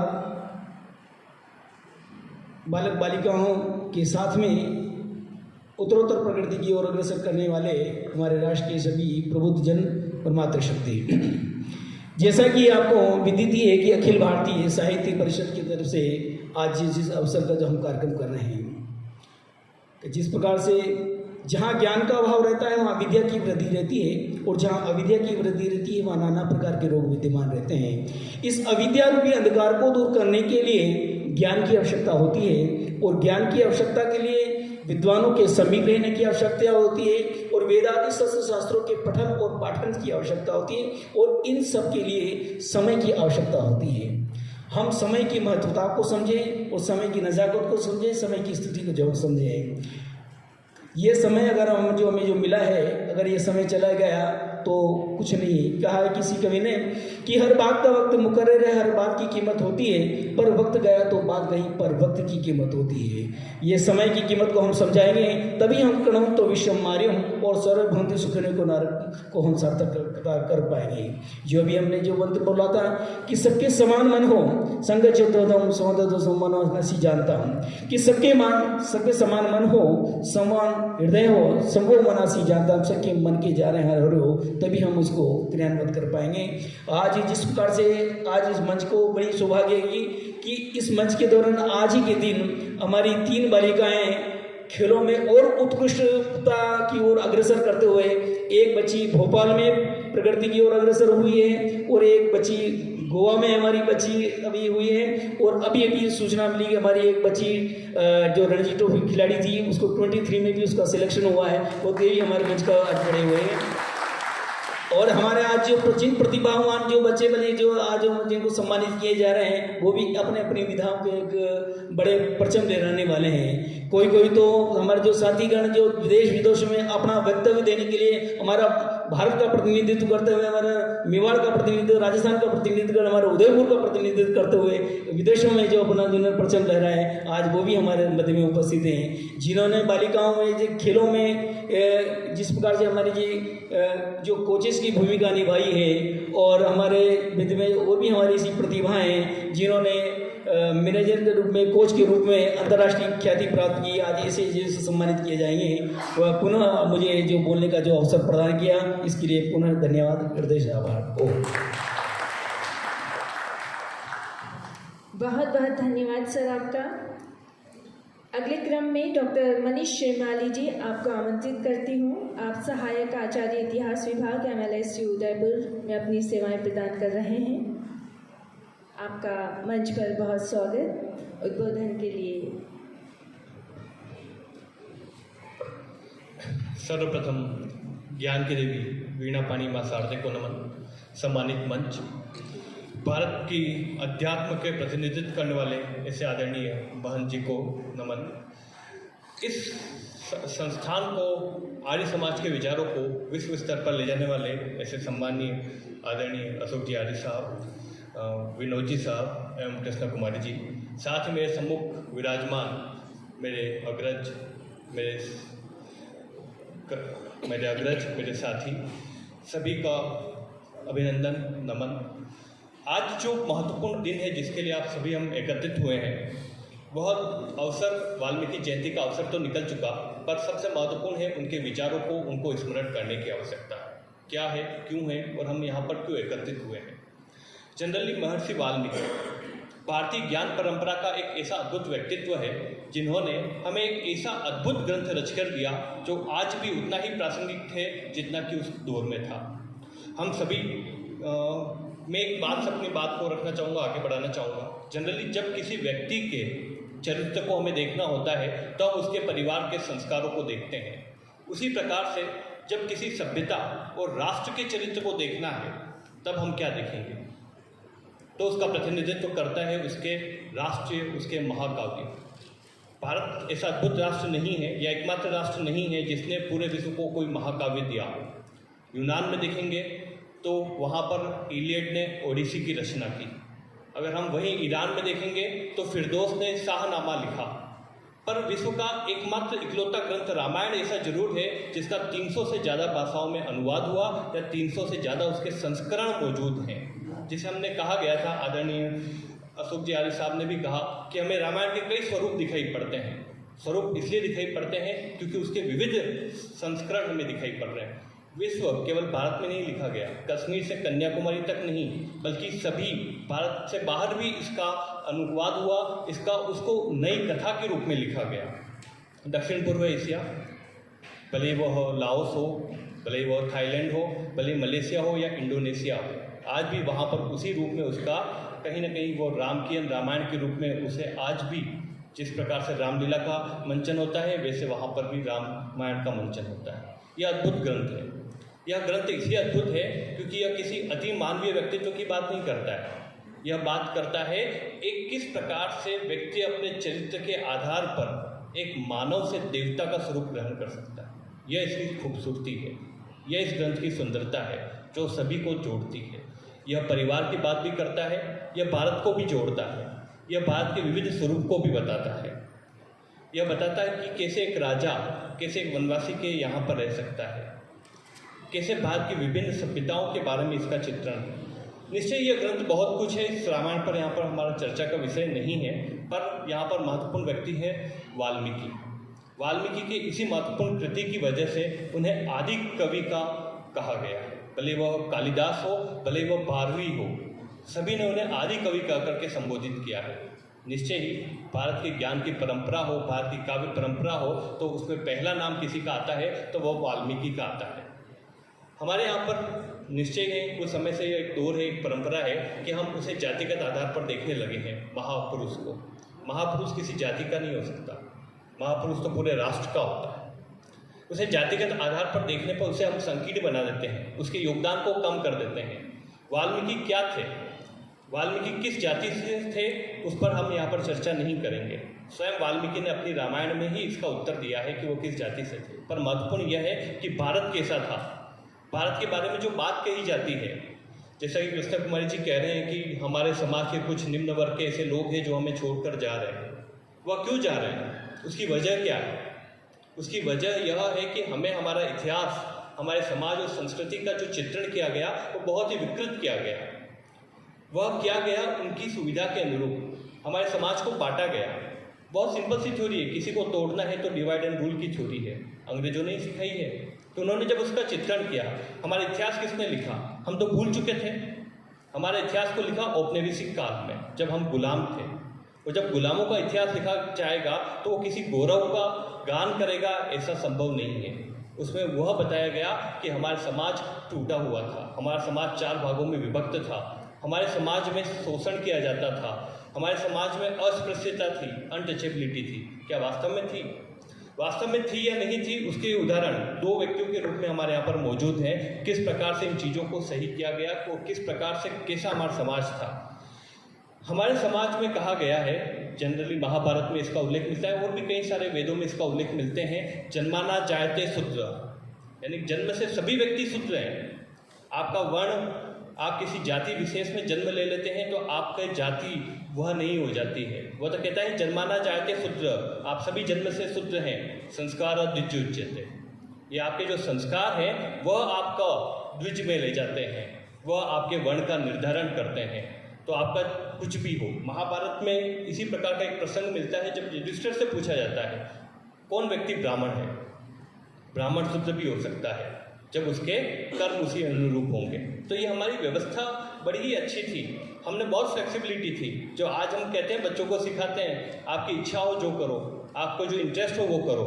ऋग्वेद का 8वां मंडल कहता है, उसमें कहा गया है कि एक ही परिवार के विविध लोग अलग अलग कर्म कर रहे हैं, वो अलग अलग व्यवसाय से हैं। तो हमारा समाज तो ऐसा समाज था, तो हमें क्यों ऐसा बताया गया कि क्षत्रिय क्षत्रिय होगा, ब्राह्मण ब्राह्मण होगा, ब्राह्मण का बेटा ब्राह्मण होगा, वैश्य का बेटा वैश्य ही होगा, शूद्र का बेटा शूद्र होगा। ये हमें कॉलोनियल औपनिवेशिक इतिहासकारों ने बताया गया, जो कि समाज में, जैसा कि अगर हम देखेंगे कि एक बृहद समाज है, एक बृहद लंबा इतिहास है हमारा, इस लंबे इतिहास में विकृतियाँ कुरीतियाँ तो आना स्वाभाविक है। तो इसमें अच्छाइयाँ भी थी, पर हमें बताया क्या गया, हमें केवल वही बताया गया जो उन्हें सूट कर रहा था, जो उनकी योजनाओं के अनुरूप था, वैसा हमें इतिहास यहाँ पर समझाया गया। बाद में यही वजह है कि जैसा कि अशोक जी आर्य साहब ने भी अपने उद्बोधन में बार बार कहा, जिनका उल्लेख किया, ऐसे दयानंद सरस्वती। दयानंद सरस्वती का नारा क्या था? नारा था कि वेदों की ओर लौटो। क्यों? हम क्या प्रगतिशील समाज नहीं थे? जब हम आधुनिक काल में रह रहे हैं तो हमने वो वापस बात करें वेदों की ओर लौटो। क्यों लौटो वेदों की ओर? क्या हम आधुनिकता की ओर नहीं बढ़ेंगे? नहीं। उनका कहना था कि आदर्श समाज आज का नहीं है, आदर्श समाज कौन सा था? वेदोकालीन था। इसलिए हमें वेदों की ओर लौटना था। हमें समझना होगा कि हमारी आवश्यकताएं क्या थी, हमारी ज़रूरतें क्या थी, हमारा इतिहास क्या था, हमारी समाज क्या था, हमारी संस्कृति क्या थी। हमें पढ़ाया क्या गया, बताया गया, वह मायने नहीं रखता है। वह केवल इतिहास की एक बहुत बड़ी खामी है। इसमें वही पढ़ाया और बताया जाता है जो कि शासक वर्ग की विचारधारा के अनुकूल हो, और उसकी विचारधारा के अनुकूल जो होगा वह बताया जाएगा, वह इतिहास को विकृत करता चला जाता है। हमारे सामने बहुत ही बड़े और बहुत ही महत्वपूर्ण व्यक्तित्व हैं वाल्मीकि जी। वाल्मीकि जी के संबंध में कई सारी कथाएं चलती हैं। वैसे तो बात यहाँ पर हो चुकी है, पर छोटी सी बात कह करके रखूँगा क्योंकि हमारे पास समय भी कम है और एक महत्वपूर्ण कार्यक्रम हमारे बीच होने जाना है। हमारा समाज कितना प्रोग्रेसिव समाज था, हमारा समाज कितना उन्नत था, डायनेमिक सोसाइटी थी, उसका उदाहरण स्वयं वाल्मीकि के समाज या वाल्मीकि के उदाहरण के रूप में हम समझ सकते हैं। वह कथा जनरली हम कहेंगे तो परवर्ती है, बाद में रूप में जुड़ी गई, क्योंकि इतिहास में जब रामायण के इतने संस्करण मौजूद हैं तो उसमें भी बाद में कई सारी चीज़ें जुड़ दी गई, जिसे हम सेपक कहते हैं। भले वो बाद में जुड़ी हो, पर कहानी हमें बहुत कुछ समझा देती है, जो हमें कुछ बताती है। जनरली उनके बारे में यह जो कहानी है उसका जो मुख्य आधार बना वो महाभारत बनी बाद में, और बाद में उसमें जो हमारा एक पुराण है स्कंद पुराण के माध्यम से उस कथा को आया गया। भले वो रत्नाकर के रूप में हो वाल्मीकि का जीवन, या अग्नि शर्मा के रूप में हो, उन्हें बताया गया कि किस प्रकार से ब्राह्मण का बेटा एक प्रकार से वो ब्रह्म कर्म को छोड़ करके ऐसे कर्म में लिप्त हो जाता है जो डाकू, जो व्यवसाय के रूप में है, जो किसी की पाप करने के आधारित है, जो किसी की हत्या पर अपनी जीविकोपार्जन को जीने लगता है। जब फिर उसका मन परिवर्तन होता है और फिर वह अपनी ज्ञान की साधना में लगता है तो एक महान ग्रंथ की रचना करता है। यानी कि व्यक्ति जो ब्राह्मण हो, पर वो अगर कर्म से निम्न कर्म होगा तो वह शूद्र होगा, और शूद्र के घर में भी जन्म लेने के बाद उसके अगर कर्म उच्च होंगे तो वह ब्राह्मण होगा। यहाँ पर समाज उस जाति व्यवस्था के रूप में नहीं देखना है जो आज मौजूद है, हमें उस समाज के रूप में देखना है जो उस समय का एक डायनेमिक सोसाइटी उस समाज में मौजूद थी। स्वयं B.R. अम्बेडकर ने अपनी पुस्तक शूद्र कौन है में ऐसे कई उदाहरण दिए हैं। जब उस समय जब वेदों का निर्माण किया गया तब ऐसे कई उदाहरण हमारे सामने मौजूद हैं जिन्होंने रचयिता स्वयं शूद्र थे। तो हमारा समाज बहुत डायनेमिक समाज था, हमारे समाज में कमियां नहीं थी। कमियां हमारे समाज के इतिहास को इस रूप में प्रस्तुत करने में है कि हमने केवल और केवल उसकी अच्छाइयों को नहीं बताया, हमने केवल और केवल उसकी कमियों को यहाँ पर रेखांकित करने का प्रयास किया। हम पर निर्भर है कि हम क्या बनना चाहें, हम रत्नाकर बनना चाहते हैं या वाल्मीकि बनना चाहते हैं। वाल्मीकि के रूप में हमारे पास एक समृद्ध परंपरा है। यही वजह है कि भगवान राम का जो चरित्र उन्होंने बनाया, भले वो वाल्मीकि कालीन हो या फिर वो कबीर हो या फिर कुमार विश्वास तक की परंपरा है, सभी उस राम से ही जुड़े हुए हैं। यही वजह है कि हमारे रोम रोम में राम है और हम बड़े ही भाग्यशाली हैं और साथ ही उनके प्रति बड़े ही कृतज्ञ हैं कि हमें ऐसे महाकवि आदि कवि वाल्मीकि जी को स्मरण करने का अवसर मिला। धन्यवाद एवं आभार।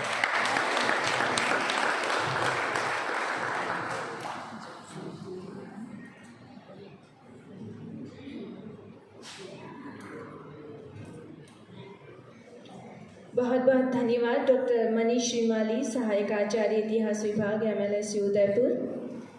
कार्यक्रम बहुत ही अच्छा चल रहा है। आगे का एक बहुत ही खास कार्यक्रम सम्मान समारोह का है। आज के सम्मान समारोह में हमने कुछ विशिष्ट प्रतिभाओं का चयन किया है और नाट्य मंचन के कलाकार और आगे कुछ मैं बात कहूँ उससे पहले संक्षिप्त परिचय, पहले मैं उन जो भी विशिष्ट प्रतिभाएं हमारी उनका एक संक्षिप्त परिचय और देना चाहूँगी। उसके बाद उन्हें एक एक कर आमंत्रित करूँगी सम्मानित करने के लिए। पहले एक बार सम्मानित करने के लिए बुलाती हूँ विशिष्ट प्रतिभाओं का बाद में। पहले एक बार परिचय से पहले नवलखा महल के भवानी दास जी मंत्री को ऊपर उड़ाने के लिए आमंत्रित करती हूँ सुभाष जी अग्रवाल सर को। अभी पधारे, परिचय मैं इसके बाद में दूंगी। 2 लोगों का अभी पहले मैं सम्मान करना ऊपरने से करवाऊंगी। मंच पर पधारे। भवानी दास जी मंत्री को ऊपरना उड़ाने के लिए सुभाष जी अग्रवाल पधारे मंच पर।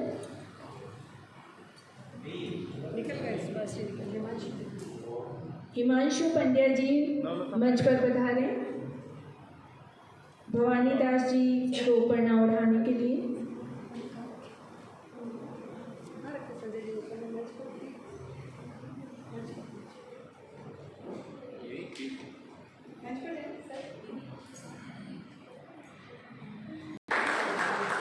एक मिनट ओके।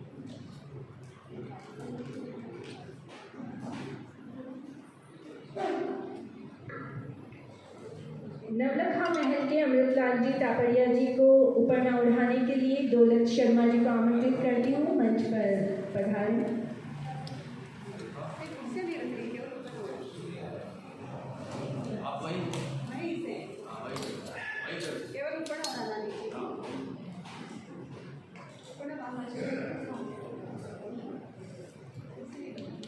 सामने खड़ा हो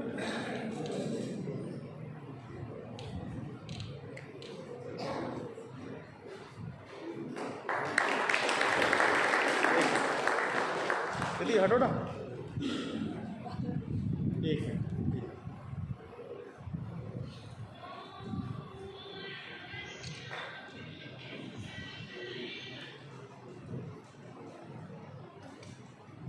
अगले क्रम में मैं एक संक्षिप्त परिचय उन विशिष्ट प्रतिभाओं का देना चाहूँगी जिन्हें हम सम्मानित करने जा रहे हैं। नवीन छाबड़वाल जी, आप मोहनलाल सुखाड़िया विश्वविद्यालय उदयपुर राजस्थान भारत की पुस्तकालय एवं सूचना विज्ञान विभाग में अनुसंधान विद्वान लाइब्रेरियन हैं। राजकीय उच्च माध्यमिक विद्यालय नेगड़िया राजसमंद में। दूसरी प्रतिभा है भविता चौहान, आप MSc सांख्यिकी MA दर्शन शास्त्र शोध छात्रा हैं। दर्शन शास्त्र में PhD की हुई है। SET गुजरात NET परीक्षा में JRF के साथ में हैं आप।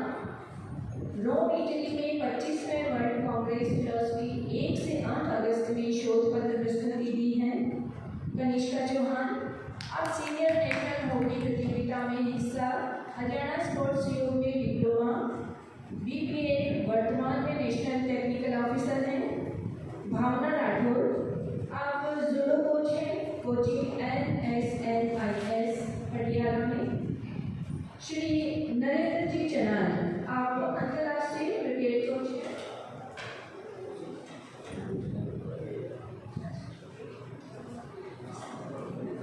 नवीन छाबड़वाल जी कृपया मंच पर पधारें।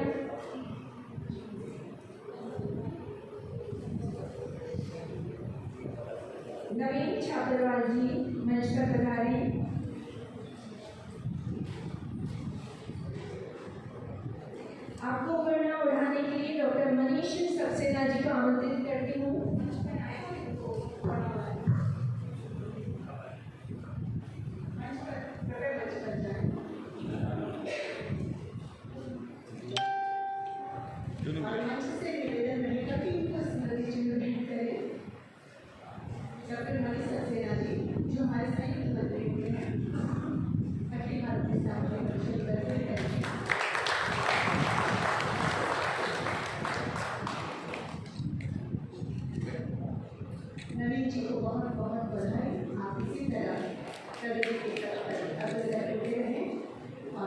आकाश की ऊंचाइयों को छूते हैं। हट जाओ जल्दी से, चौहान आगे से जल्दी हट जाओ। सही है। हाँ वो ममता चौहान हमारे प्रदेश पदाधिकारी दूसरे पदाधिकार उसके सम्मान के साथ में हमारा एक नया पदाधिकारी मंच पर होगा ताकि हमारा भी प्रतिनिधित्व हो सके मंच पर।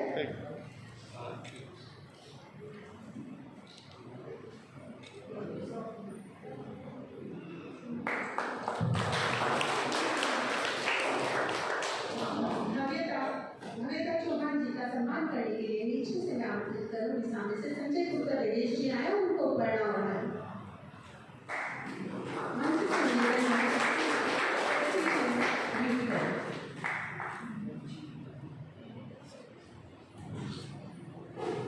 भावना राठौर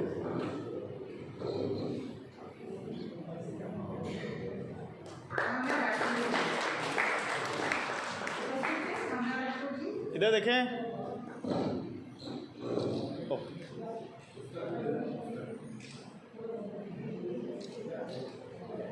आगामी कड़ी में मैं आमंत्रित करती हूँ भावना राठौर जी। कनिष्का चौहान जी अच्छा माता जी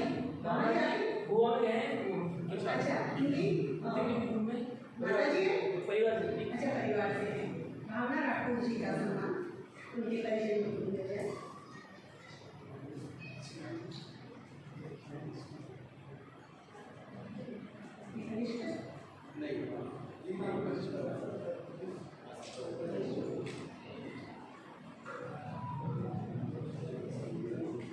श्री नरेंद्र जी चनाल अंतर्राष्ट्रीय क्रिकेट कोच आपको प्रणाम बढ़ाने के लिए डॉक्टर भूपेंद्र शर्मा जी को मंच पर आमंत्रित करती हूँ।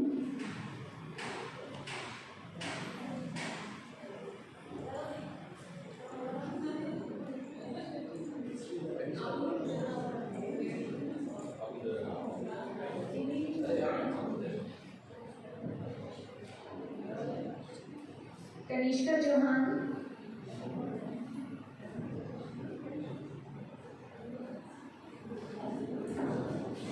कनिष्का चौहान जी आपको सम्मानित करने के लिए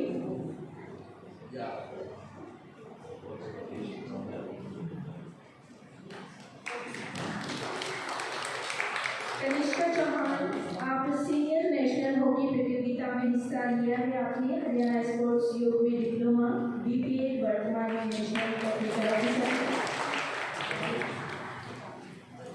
कनिष्का चौहान जी को प्रणाम बढ़ाने के लिए मैं श्रीमती आशा पांडे ओझा जी को इधर देखो मंच पर आमंत्रित करती हूँ।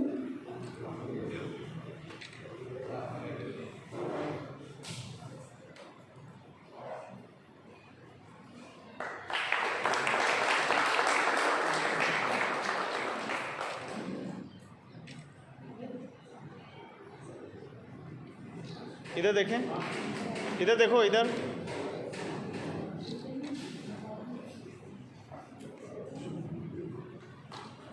शोरी प्रमाण जी आप नेशनल जूडो प्लेयर हैं।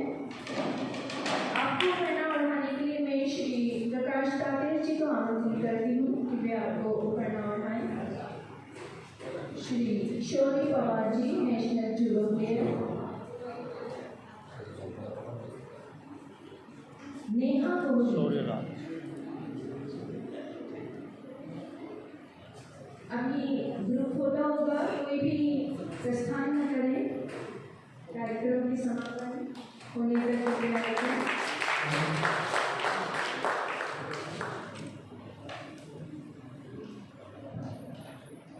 नेहा कोहली आप वॉलीबॉल नेशनल प्लेयर और प्रशिक्षक हैं। आपके सम्मानित करने के लिए प्रणाम बढ़ाने के लिए आमंत्रित करती हूँ डॉक्टर चंद्रकांता बंसल जी को। डॉक्टर चंद्रकांता बंसल जी डॉक्टर चंद्रकांता बंसल जी आप मंच पर पधारें। नेहा कोहली जी को प्रणाम बढ़ाने के लिए।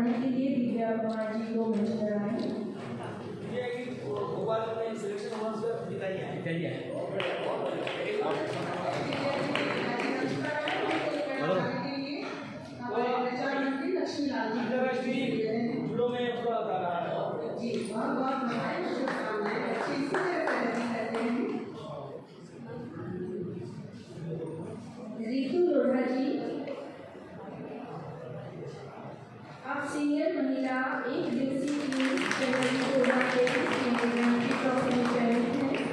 इधर देखो, महिला एक दिवसीय टीम और T20 टीम इधर देखें। चयन अक्टूबर 2023। एक आपको सम्मानित करने के लिए निर्मला शर्मा जी, डॉक्टर निर्मला शर्मा जी आपसे निवेदन करती हूँ कि मंच पर बता दें कि आप प्रणाम पहनाकर इन्हें सम्मानित करें।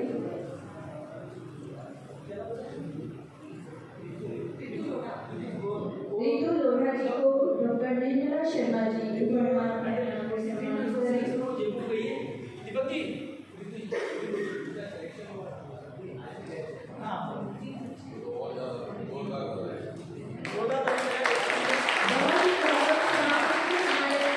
सम्मानित बच्चों में से 3 सेलेक्ट होकर के आगे पहुंच चुके हैं। ये समारोह यादगार रहेगा।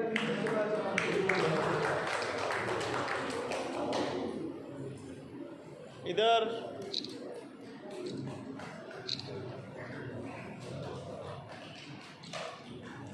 9 बच्चे पूरे हो चुके हैं कि किसी का नाम शेष तो नहीं रह गया आमंत्रित में से किसी का नाम शेष तो नहीं रहा ना? अभी आपने यहाँ एक नाटिका देखी थी, लघु नाटिका, उसको बहुत खूबसूरती से प्रस्तुत करने वाला और समाज सेवा की तरह प्रस्तुत करने वाला लोग हमारे यहाँ हैं। आदरणीय अमित व्यास जी को सम्मानित करने के लिए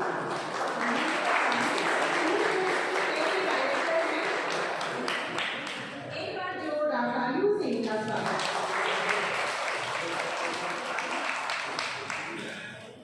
इनको सम्मानित करने के लिए गौरीकांत शर्मा जी को आमंत्रित करती हूँ कि मैंने एक प्रणाम हो रहा है और मंच से भी आगे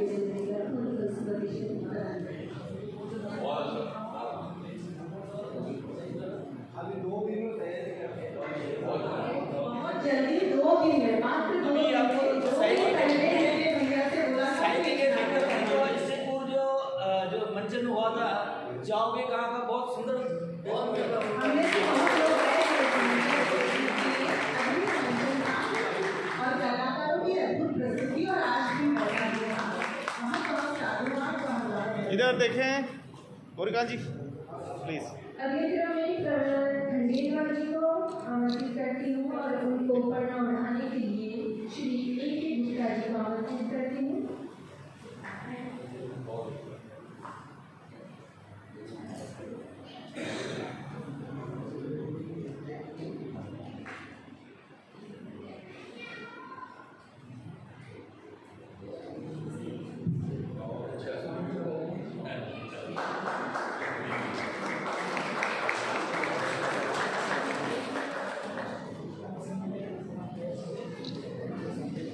इधर थोड़ा लोगो अगले क्रम में मोमेंटो, मानस हाँ। जैन जी को आमंत्रित करती हूँ मंच पर उन्हें पढ़ना बढ़ाने के लिए। थोड़ा आगे लाओ उसको, मोमेंटो हाथ। हाँ मीनाक्षी पवार जी। अच्छा, बहुत ही अच्छी बात है।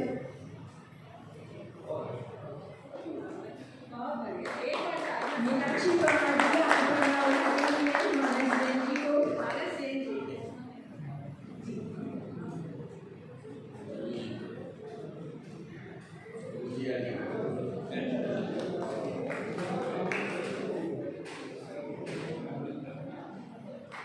इधर देखो,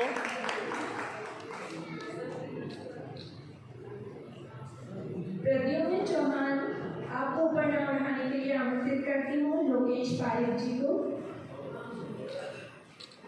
ठीक है।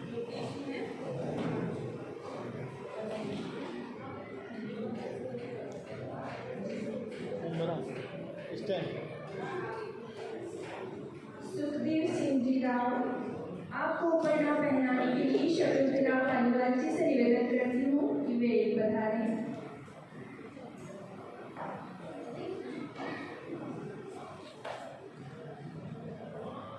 शुभिका कुमार आप मंच पर बता दें।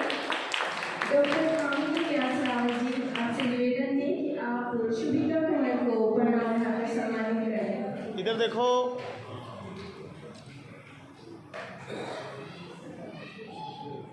सुखदेव सिंह राव आपको पढ़ना बढ़ाने पालीवाल जी, आपको ओढ़ाने के लिए शकुंतला पालीवाल जी मंच पर बता रही हैं।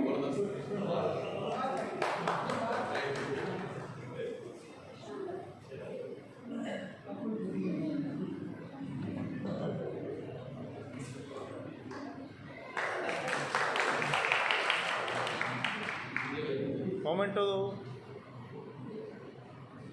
इधर देखो।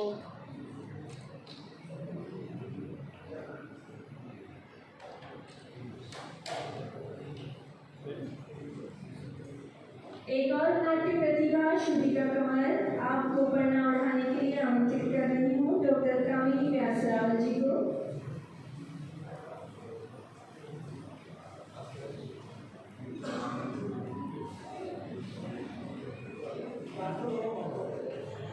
ये सभी बच्चे नए उभरते सितारे हैं इस शहर के थिएटर के। आने वाले दिनों में हम इन्हें और भी अच्छे भूमिकाओं में नाटकों में देखेंगे। अब मैं यहाँ एक विशेष प्रतिभा को आमंत्रित करना चाहूँगा, जिनको विशेष रूप से केवल उपकरण से ही सम्मानित कर रहे हैं, जिनका नाम सम्मान में नहीं है, लेकिन विशेष रूप से सम्मानित करना चाहूँगा। विनोद जी ने अभी जो बात की, जाओगे तुम कहाँ नाटक की बात हुई, उसकी जो अभिनेत्री जो थी पायल बेड़िया, पायल को मैं आमंत्रित करता हूँ और आशा जी से निवेदन करता हूँ कि आप पायल को सदेश ली, क्योंकि ये भी यहाँ है और इस नाटक के पीछे का बहुत बड़ा योगदान है। इस पूरी टीम को 2 दिन मिले थे, 2 दिन में तैयारी कराने में पायल का बहुत पीछे से बहुत बड़ा योगदान आप देख सकते हो पायल में। और ये आपके शहर की वाकई उभरती सितारा है, आने वाले दिनों में थिएटर को बहुत बड़ा नाम करेगी। NSD में सिर्फ कुछ अंकों से ले गई थी एडमिशन से, बाकी आज NSD में होती है और वो बहुत अच्छा काम करे, आगे बढ़े, हमारी शुभकामनाएं हैं। और इस तरह के मंच जो होते हैं वो प्रतिभाओं को जब सम्मानित करते हैं तो प्रतिभाओं को सम्मानित नहीं करते बल्कि स्वयं सम्मानित होते हैं, क्योंकि ये आने वाली पीढ़ी उनकी विरासत को आगे ले जाएगी। तो बहुत बहुत धन्यवाद, मंच का आभार। और मैं आगे का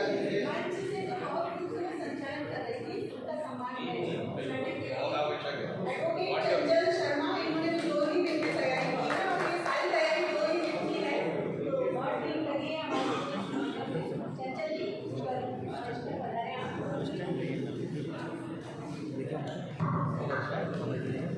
हाँ मामा जी देखें आपको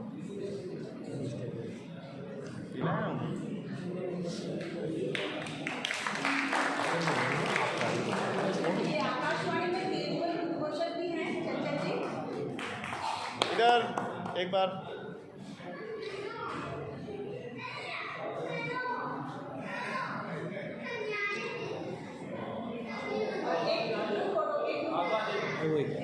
हाँ देना दीदी को बोलो।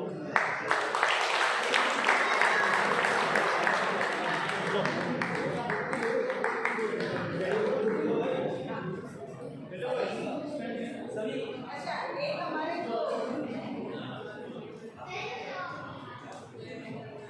गोविंद और जी जो हमारे कार्यक्रम को रिकॉर्ड करते हैं और वो भी दीदी की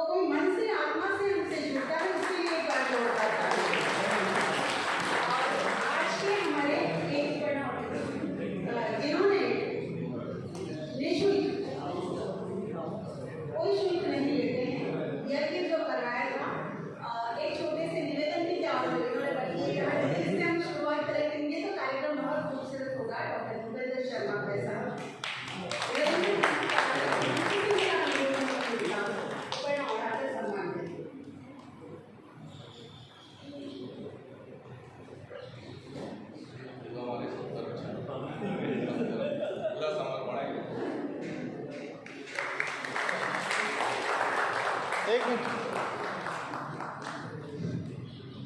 वक्त रुकता नहीं, पल पल चलता जाता अब एक ग्रुप फोटो के लिए बालों की तरह हाथों सारे। से फिसल जाता है। वक्त कहाँ निकल गया पता ही नहीं चला।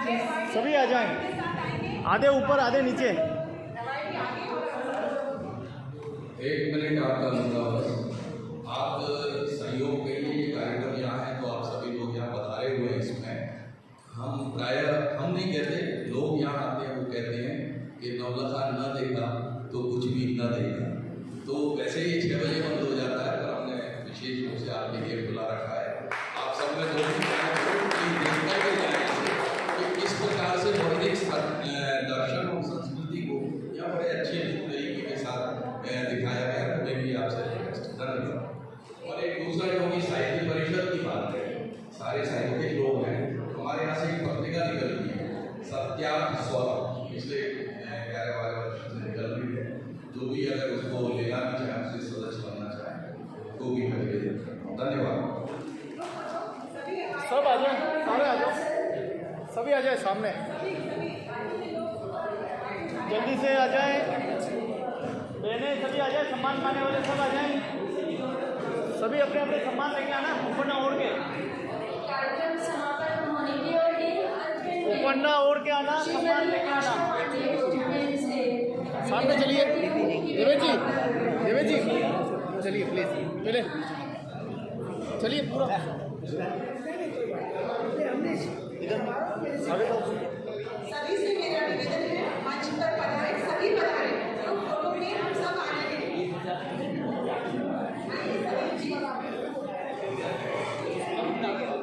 मोबाइल चलो ना। आप सभी को ऊपर हाँ बिल्कुल मोमेंटों के साथ सभी अपने मोमेंटों के साथ जाएं, ऊपर ना उड़ के, मेरे को छोड़ के सब। आप हम खड़ा होना, वो ले लो आज एकदम आइए।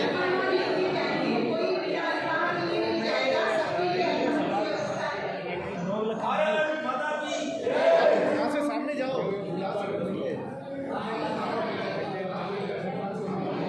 आप सभी भी चले जाइए ना।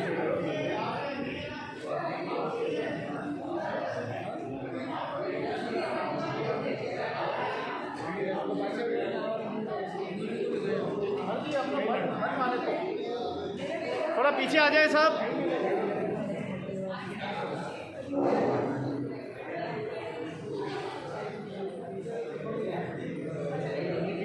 आप लोग खुद आगे बैठ सकते थोड़े से, है ना, फोटो आएगा नहीं। थोड़ा आगे जो बच्चे भाई है वो आगे आ जाए। भाई सीधे भी सब आ जाए।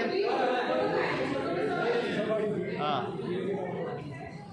पीछे सीढ़ी है ना भैया, पीछे सीढ़ी है, उस पर खड़े हो जाओ। आधे सीढ़ियों पे खड़े हो जाओ, सीढ़ी है पीछे। आप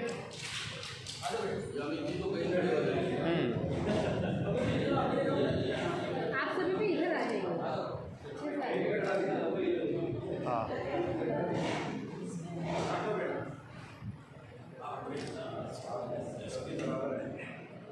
अरे इतना जबरदस्त है, ये तो आईफोन चाहिए इसके लिए। तो ले लो हाँ ले लो। है वो ले लिया उसने, ये आईफोन थोड़ी। आप जाओ ना, तो ले लूँगा। नहीं अरे हाँ स्वदेशी। हाँ जो पीछे बैठे हैं उनको सबको आमंत्रित करें, प्लीज आगे आए। मैं भूल गया था, भावनाओं में बैठ गया। आइए सब आइए, सुभाष जी सब आइए, प्लीज सभी आइए, सभी पधारें। पीछे चले जाओ, सीढ़ी है वहाँ खड़े हो जाओ, पीछे की तरफ। दोनों तरफ सीढ़ी है। कोई वंचित न रहे। भैया आप फोटो मैं ले लूँगा, आप जाओ।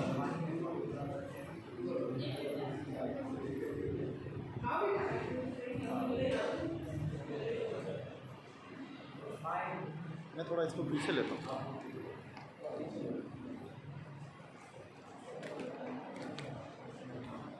यही तो